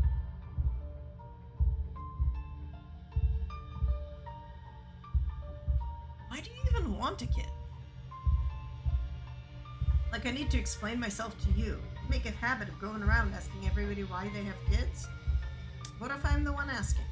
Never thought you were the kind of guy who wanted a family. You seem to like being left alone, so why? Fine, only because you're asking. Kid gives me something to live for, somebody to do right for. Some hope that life goes on after I die. Some reason anybody has kids, damn it. I don't know. I'm sorry, Julia. Should have talked to you more or come out here to visit. You did plenty. Don't worry about it. Maybe if we let Dr. Kelly in here, she can help. We might save Bo without killing your son thing. I don't know if Julius is the one you have to convince. Baby is pretty freaked out right now. It's been getting worse since everybody started coming in. It's trying to protect itself.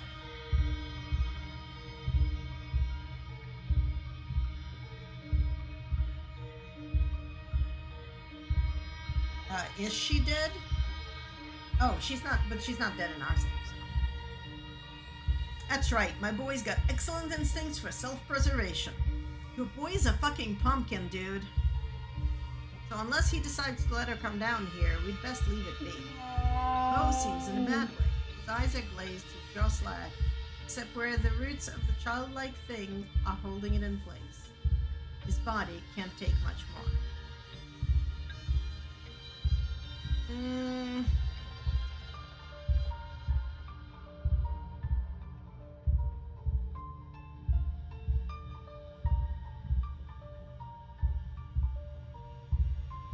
I don't know what else to do.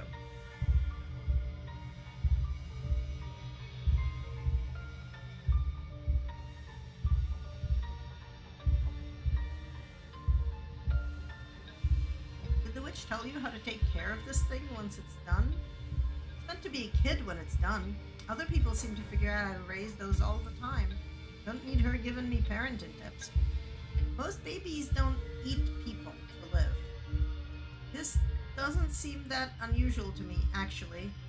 Isn't this kind of what babies do to their mothers? It's not like they're eating takeout in there for 9 months, you know? Yeah, this is what happens when you don't have a placenta. Exactly, what the kid said.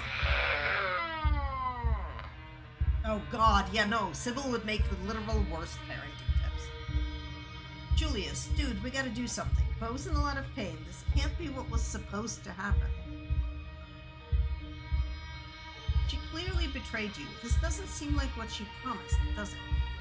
Damn it, none of you people have any patience. He needs time, and he needs food. Can't be easy making a baby this way. It's not easy making it the normal way either, from what I hear. But isn't it still beautiful, even the way it is now? It's eating him alive. You should be horrified. Inaction is still a choice. Well, I guess that's a achievement that I got. In the end, you don't do anything other than talk while the creature finishes its work. This isn't the time or place for you to make a choice. Even if that wasn't the case, it's too late for make any other choice now other than continued inaction. You watch as the thing slowly solidifies, its breaths more confident as bows grow shallower. I can't let this happen. He attempts to lean forward, reaching with a bloodied hand for his gun, but he winces, his hand pausing, then falling back to his side. That's right, just sit and watch. I think I've put enough holes in you already, you don't need another one. Isn't somebody going to do something? Everyone watches each other with unease. Is it all right if I sit by him? Don't have any of the Chapter 5 Part 2 achievements yet aside from finishing the chapter. Yeah, sure, but I'll shoot if you make any moves, kid. I don't wanna, but I will. Avery shifts, settling closer to Bo. They take his hand in theirs, which doesn't seem to do anything to comfort the man, as the roots sink deeper, taking. I'm sorry, Bo. It will be over soon, okay? You're not alone. Nobody should die alone. Can't die. Mama would be sad. Quietly witness something's birth. But he does. The thing finally pulls away from what's left of Bo, and in place of a dead man's breathing, its ungodly cries fill the room. Shh, it's all right, boy. You just killed a man. No, I watched him die. Killed you. Or at least I will have, if you ever finish dying. The creature's connection to its womb have been severed, and the house groans unnaturally, straining under the weight of the meat that infiltrated its walls.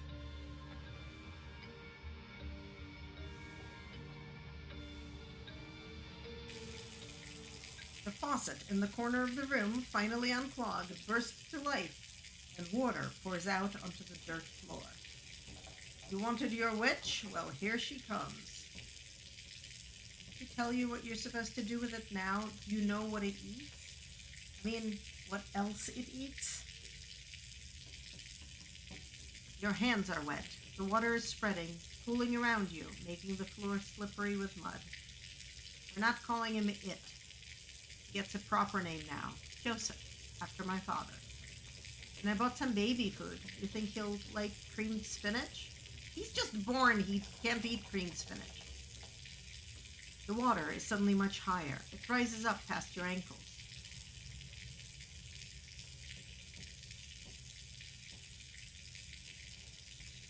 Am I hallucinating? Do you guys see the water? It's up to your chest now. There's no denying it.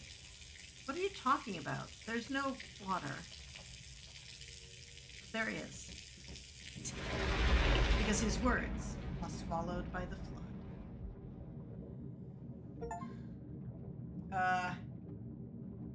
Ginseng Baby. Finish episode 5. You feel like you're choking. There's water in your lungs, and there should be. Your ears are filled with the sound of rushing current. It's cold and dark, and there are people screaming somewhere. This is... Okay, my cursor is an eyeball. And, yeah, everything is weird. And there are, artistic pose drawing dummies. There are bodies in the water with you. They're all dead. 1,000 corpses, 1,000 homes, all torn to pieces. But the flood recedes. It hasn't happened yet. You are the mother of a daughter, and your daughter has told you about her terrible dream.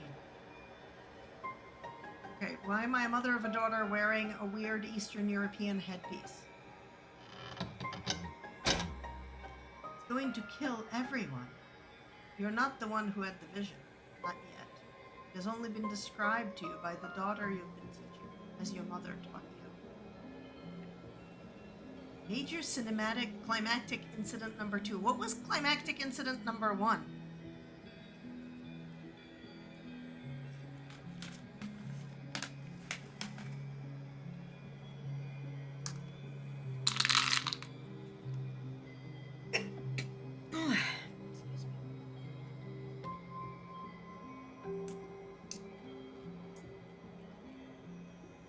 And again, why am I wearing Eastern European headgear?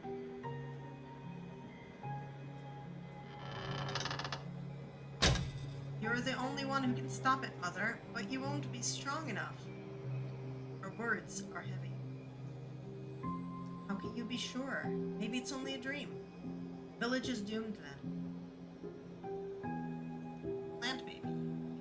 allow you to convince Julius to take on the burden instead, or for Julius and Avery to share the burden. Okay. Yeah. Great. Village is doomed then.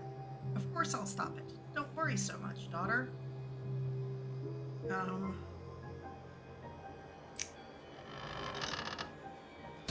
No, mother. I've seen it. You will try to stop it. You will die. There is another path. Take my power. I give it willingly. Destroy my own daughter, but I want you to be your own person. I can't do this. To you, I can't lose you. It can't be that I'm destined to lose you. It's too cruel.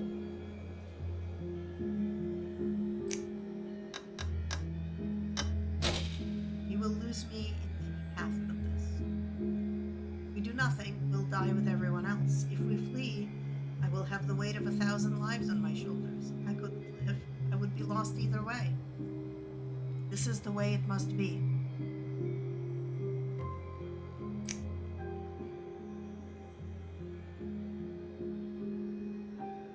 Yeah.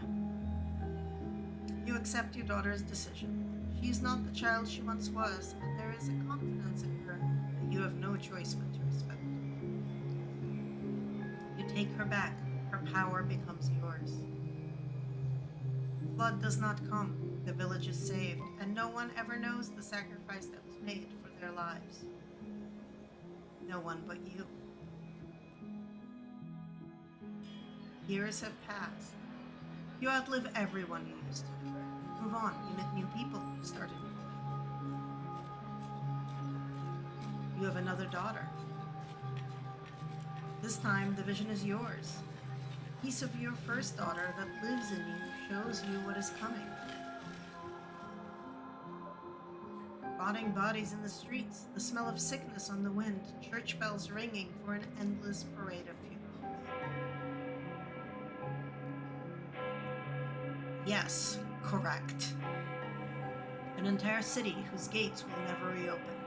Everyone inside the walls falling to the cursed plague. You are among their number, your body no longer strong enough to heal itself.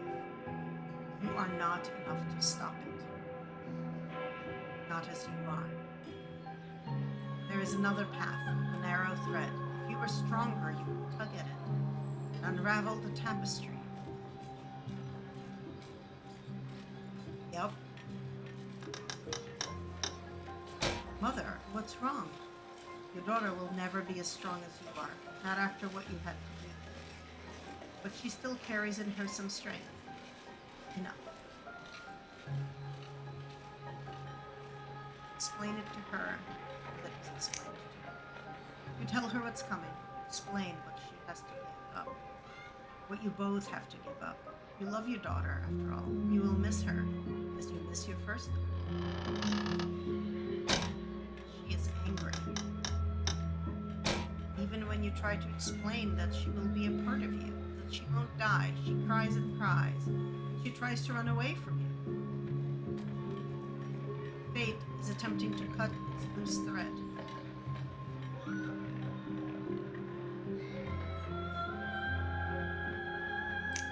Entire city is on this decision. Do not let your daughter run from you. No plague comes. The city never knows. It would have been a ruin. But there is an unhappiness in you. She didn't understand. What you took of her is anger, confused, restless. You will have to carry that with you. It is part of the burden of what you are. Though no one knows the depth of what you have done, over the years you have not escaped notice. You find yourself in a capital, in a place whose name has changed too many times to count. A war is brewing. The eyes of those who hold fate in their hands are on you, their lips asking which thread to pull and which to cut.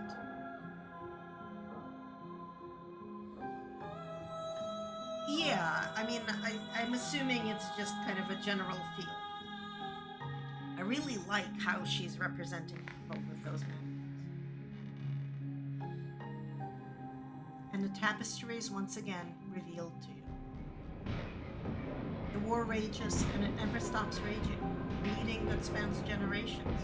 Children born to die, decades of pain that leave a raw wound in the world. Or it ends before it begins. The few die for the sake of the many, who can guide powerful hands to crush those that need crushing. If only you have more power of your own. Call your daughter to you. You raise them differently these days. The disquiet left by the reluctant daughter teaches you a permanent lesson. They don't need convincing anymore. They are ready to return to you whenever you need them.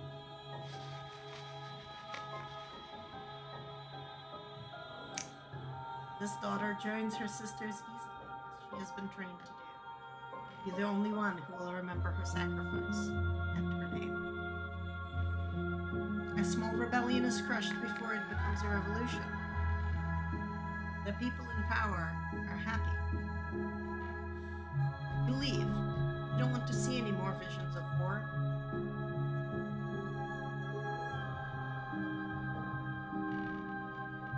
Apparently, we're getting an ad soon. And I don't get to snooze it for some reason. I'm out of pre-rolls. This is weird because I don't think it's been an hour.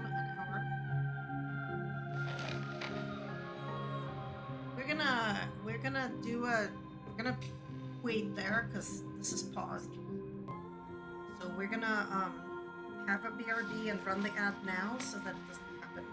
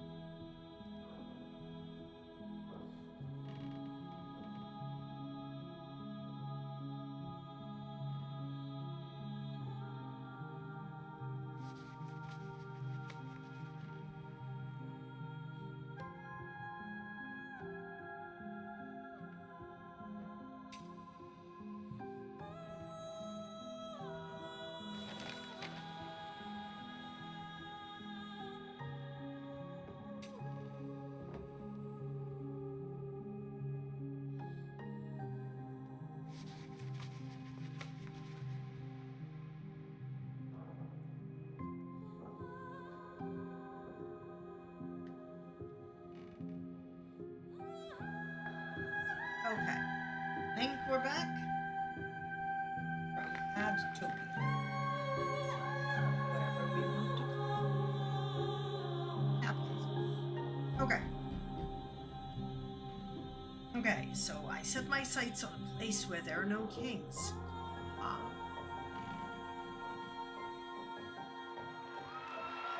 Yet, in an ocean away, power finds you.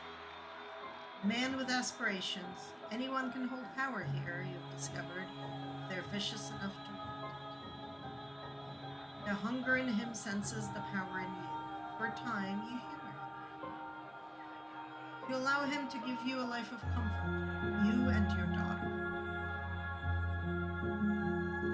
You don't see a future where he ever grows more powerful than you can manage. Not until the vision comes. A war like none the world can witness. A fledgling nation devoured to the place. Man who sits on a throne where none was meant to be. But even the world under his cruel fist, going to its crushing end. The very ocean stained red by his influence. He's already on his way, you realize too late. You have been too close to him to see your choices. The war is coming whether you strike now or not. The loose thread sticking out from massive blood. You too weak to grasp it. You have a daughter. Always have a daughter. Until you don't.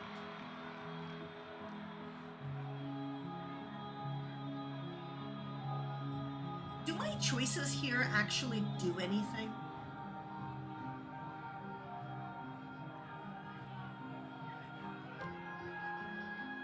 Like,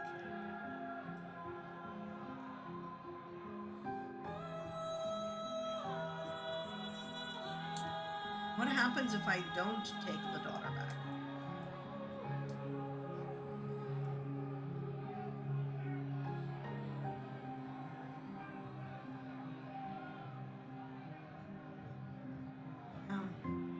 Yes. Let's try it. What's the worst that can happen? Of course, but the world needs you.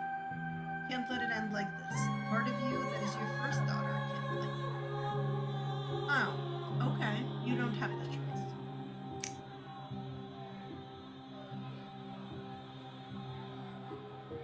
She joins her sisters, as is her destiny.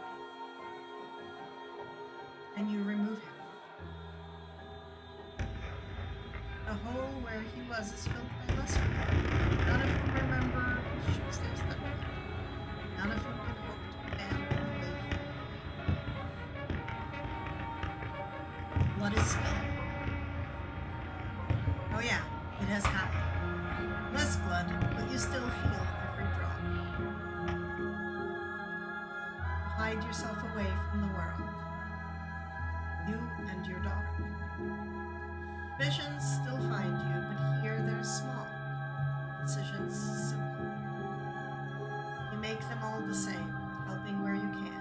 The storm halted. Conflict settled. Until one day, when you're shown a dark pit. Splintering wood, debris trapped, everyone inside, bodies burning, the very rock catches fire. Children screaming as their flesh bubbles, then silence as lungs fill with smoke. You know the choice, what lies in front of you. She joins her sisters, as so many have before. Disaster is averted. Lives are saved, and you have another daughter. But that's not what happened. This time. Take your daughter's hand and you look her in the eyes. They're green, like yours. You don't want to do it this time. You stare out over the hills together as a plume of smoke rises into the air. But you can't hear the screams from here. You assume you will die one day, like anyone else. After all, long past due. Maybe you'll be lucky enough to know your grandchildren. Yep. Yeah. Then the man comes, and with him, a vision. He has already decided he's bringing something here, something ravenous that doesn't belong, but that has been pressing at the edges of your world, trying to find a way in. It has its way now, whether you help it or not. More of the thread you follow becomes for the first time. Follow it, gone with disaster after disaster, crisis after crisis, thousands of years of little cuts that weren't there to you. On it goes, longer than you can ever hope to follow. It's called eternal. There is a new thread too. If you are patient enough, if you're strong enough, when the moment finally comes, if you do everything right, you can devour this thing that sits outside the world. And it will give you so much power that you will never have to take back a daughter again. You could fix as many things as you'd care to fix. Floods, plagues, wars, kings. You look into her green eyes, so much like yours.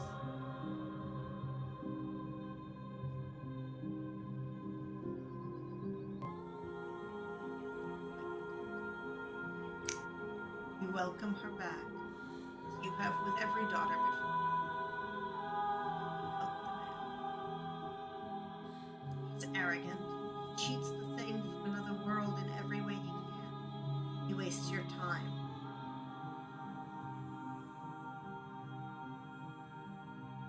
I just don't know how to fix the music because I don't have the controls. Let me see if I can just lower the sound. Is the music less now?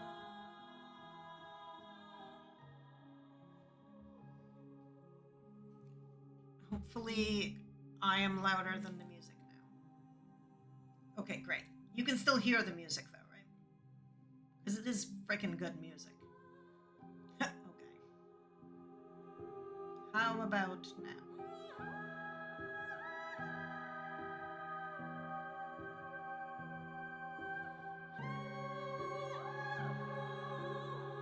Okay. Waste your time. There will have to be more daughters before the day comes that this will be over. But days and daughters come and go, and you are very patient.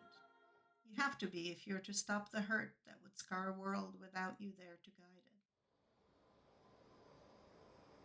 it. Now you're here, on the cusp of the end, the final daughter. Anna, what are you doing here? Are you real?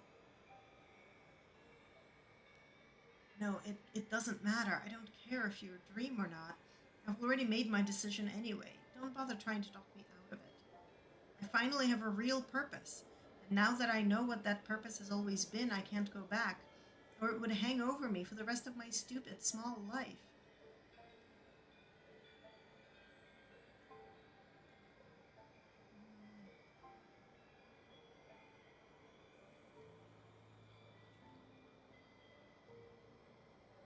Now we can save.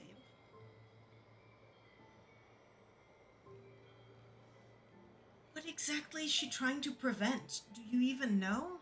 That thing that Enoch brought, whatever it is, breaking out and causing havoc.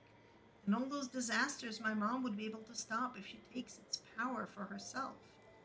It's so much smaller than all of that. But in this moment, I can be what stops it. I can be big enough. My life can be meaningful. I forgot you. I can't believe it all day. It's like you just didn't exist. That's okay. It's part of all this. Soon enough, you can go back to forgetting, and it'll be like all this never happened. You won't even know to be upset about it.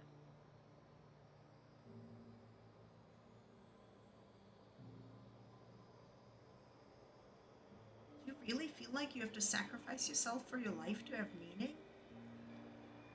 Working at a shitty little general store in a dying town, yes, I would call that pretty meaningless.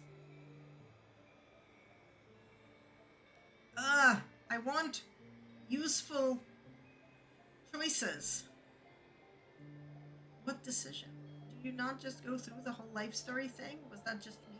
Look, I'm going to do what I was born to do. I'm going to save lives. More than most people could in a lifetime.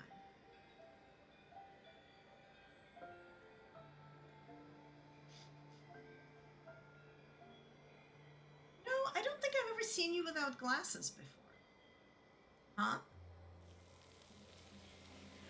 Of course, I should have known better than to think I would hide from you. I wasn't trying to trick you for what it's worth, though I'm sure that doesn't sound very truthful. Please try to trust that this is all in your best interests. I'd hoped it would all be over before you could find me. I know it can be unpleasant to watch. I'd hoped to spare you, even if I knew in my heart that all the worthwhile roads for you to walk would bring you here right before I could finish my work. But you know this has to be done to save you, to save Tabitha, to save everyone in town. Haven't they all been stuck long enough? Kanika can't save them on her own, but I can. I wish this wasn't how this had to be, but it's the only way your story gets a happy ending. There's no illusion, masking words, no trickery. She's speaking her truth. Perhaps there remains a narrow path for you to walk.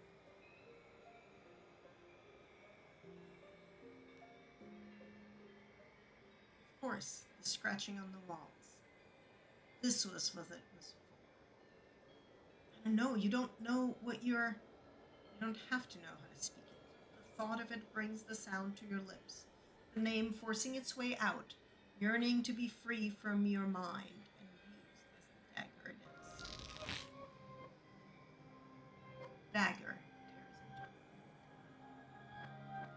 Everything that is not her pours out of the delicate tapestry of her existence. The parts she arranged so neatly scattering, their voices filling the dream around you. Confusion, as her careful order is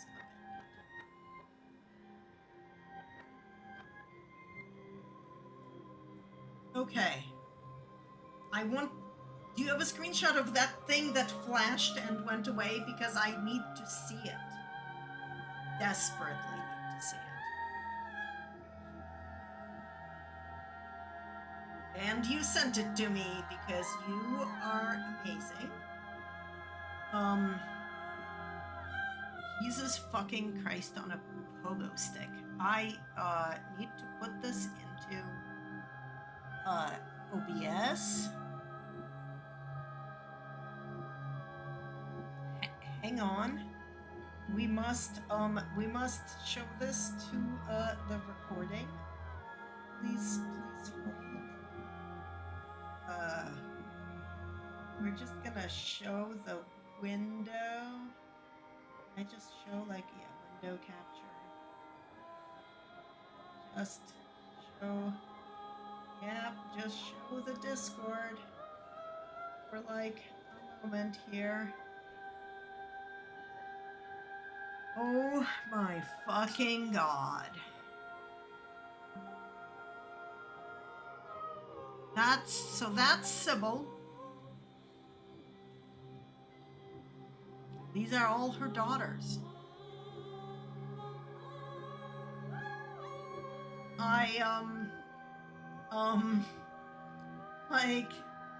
So oh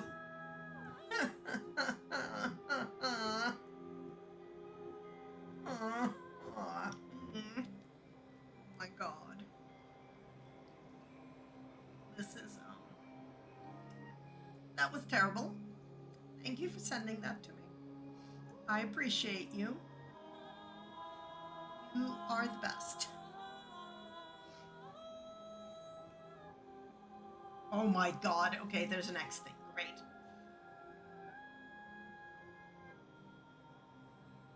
Okay. Well, that's... A single dangling thread comes into focus. Oh no, wait. Can't see now how this will benefit you because you don't understand the danger you're in. Your enemies have made sure you can't. Not until it's too late. I'm the only one who wants to see you walk free. But I understand why you wouldn't trust me. Of course I do. I've had to weave my own little lies as part of this ridiculous game. Please know that I am not lying now.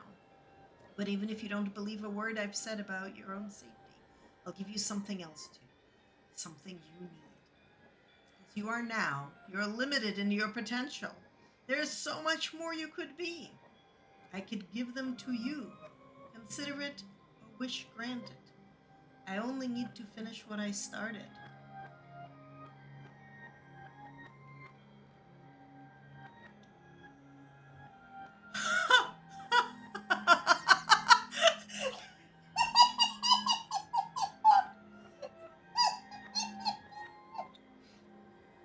Oh my god!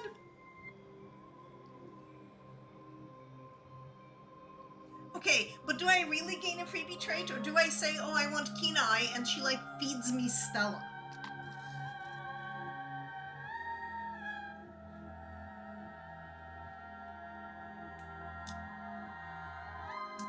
Um, I'm assuming if I take a trait, oh, can I still save Kanika if I take it? I'm gonna save, I'm gonna save here. Yeah, so she's bribing you. So if I take the thing, she eats Kanika.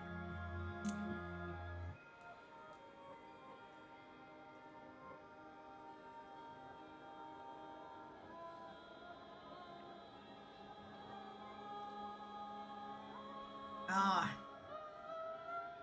What happens if I pull the thread? Well, I saved, so I might as well do it and see what happens. You ignore her offer. You grab the thread and pull. Yeah.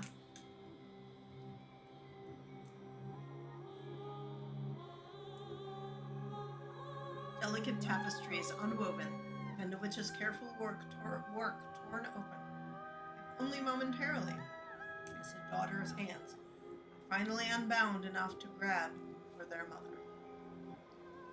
Their cries are a song, calling out as they drag her down into the depths of their mass, craving her warmth, her attention, her love, as it has been so long since she held them. The thread woven backwards. Pull the thread and reverse the tail. The tapestry weaves itself shut around her. The cries grow quiet, sated. The witch is gone. Kanika catches her breath in the space once occupied by her sisters. Now she stands alone. Though she isn't really alone, not anymore, and she never will be. She wears the weave of all those generations of power. Someone has to. What did you do to me? Welcome to the Dead Moms Club!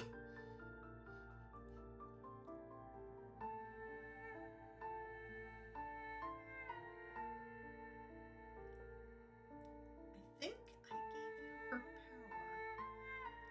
But I don't know how to use it. She never taught me anything or told me anything. Magic wasn't supposed to be real. Will I have to do what she was going to do? How do I even know what that is? How do I save the town if I don't even know what's wrong with it? God, this is so much pressure. I never asked for this. I don't think I can handle it.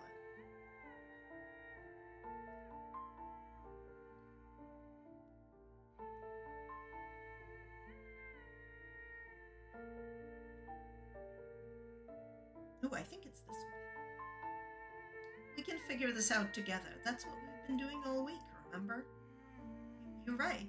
You're right. We can figure this out. You made it all the way here and did whatever it is you just did. Nothing is too much for us to handle.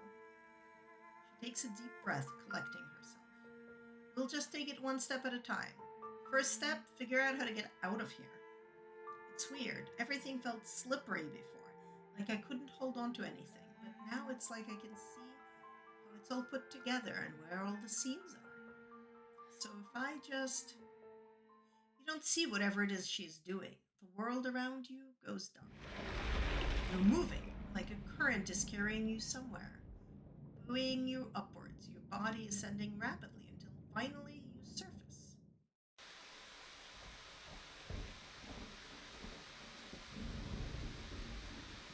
The rain. Intensely. You're outside. It's raining. You have no idea where you are. Tulip? Janie? Okay, I got picture of Dorian Gray. I Am Justice. And something that I just missed. Now I have to go look at it. What did I just get? So picture of Dorian Gray is finished with Booksmart. I Am Justice is finished with Mystical. And The Witch actually finish episode 5.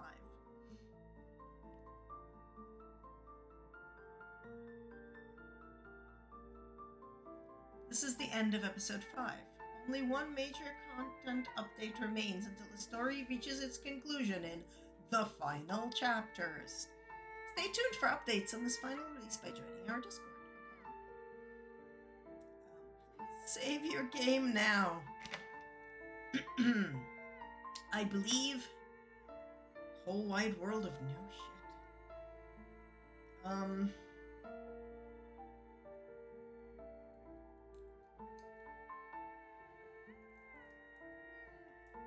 I think I can override any of these.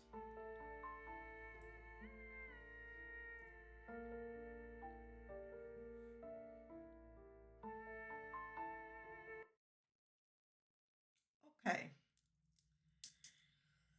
Well, that was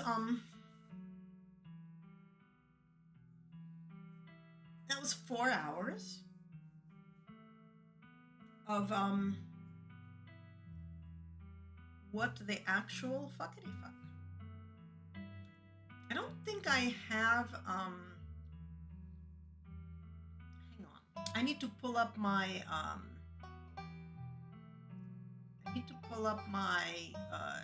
list of all of my saves. I have a spreadsheet. It's just not a very good spreadsheet. By which I mean it's not as good as the one you have,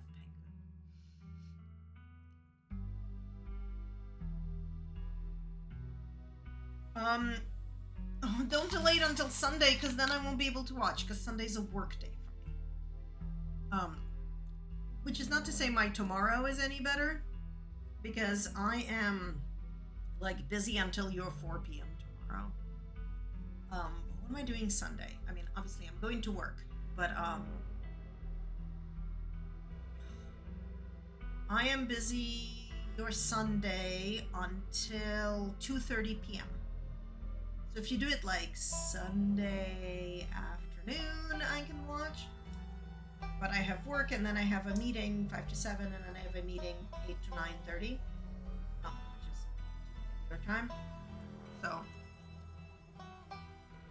either way, I'm only like really able to watch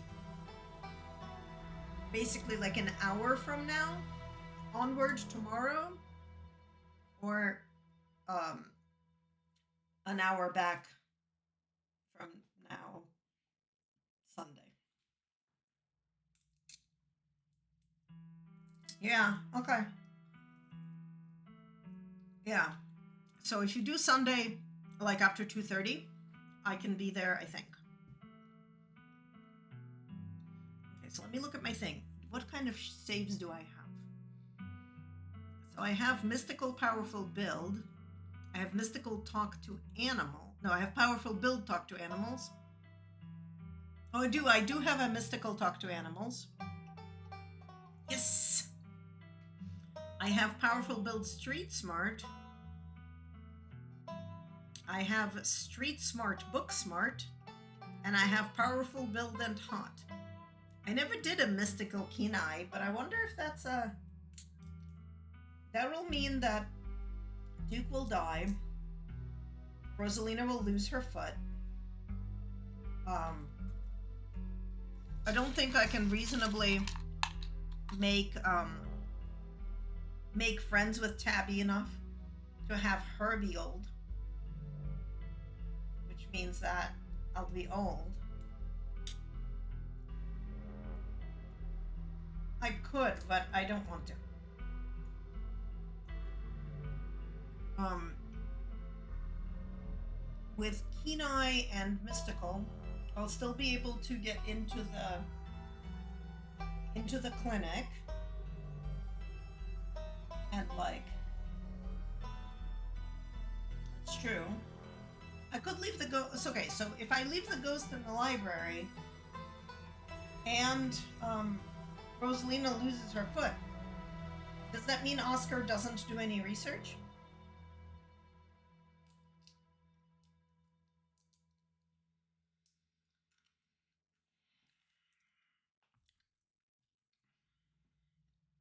Yeah. Oh, I hate choices. And of course, we can do a hardcore run, but then we don't get the good saves for anything, right?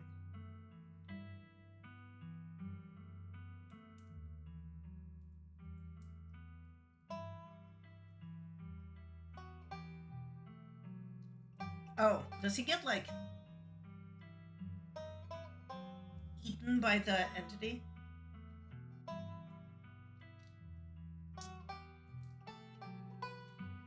Wait, does he not walk back into the library if Dr. Kelly is dead?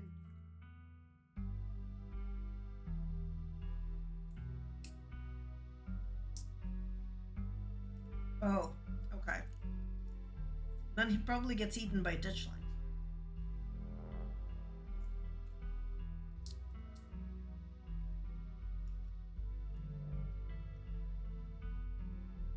I have the mystical talk to animals one, which I don't think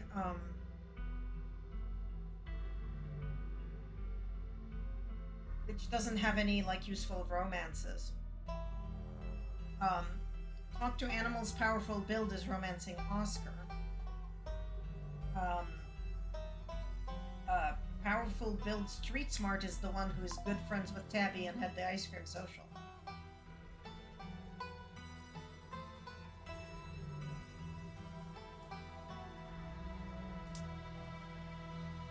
Right.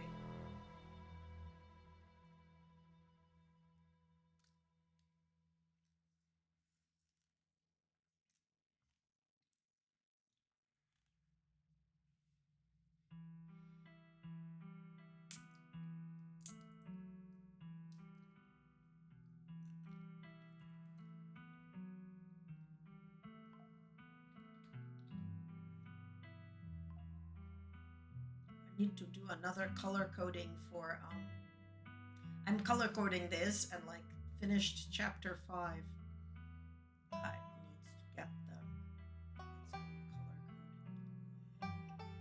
code. Boy. Okay. Well, I'm not sure I'm gonna attempt to do another run now because like no. But I should see who else is on. Is anybody else on? Time zones make everything a little difficult. Mm, like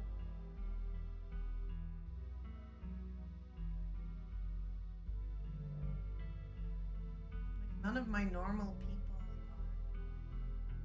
are on to like go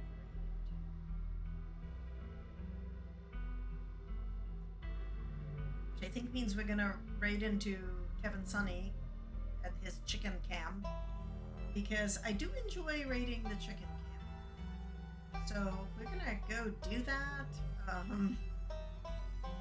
Just because it's funny.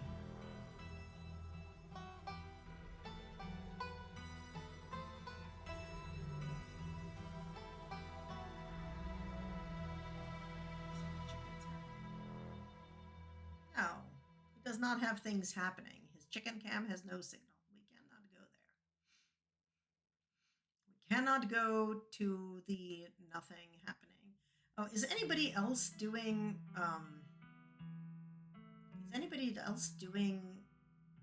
this? Let's see if there's anybody doing Scarlet Hollow.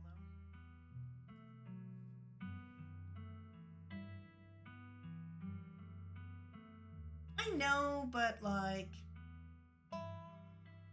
yeah, no, you're right. There's like nothing happening. We're just gonna end stream. Okay. I'm gonna go. Uh, Anybody else who is potentially here should also go and hang out with Pengu on Sunday so that you can see more of this stuff. Okay. Thank you for hanging out.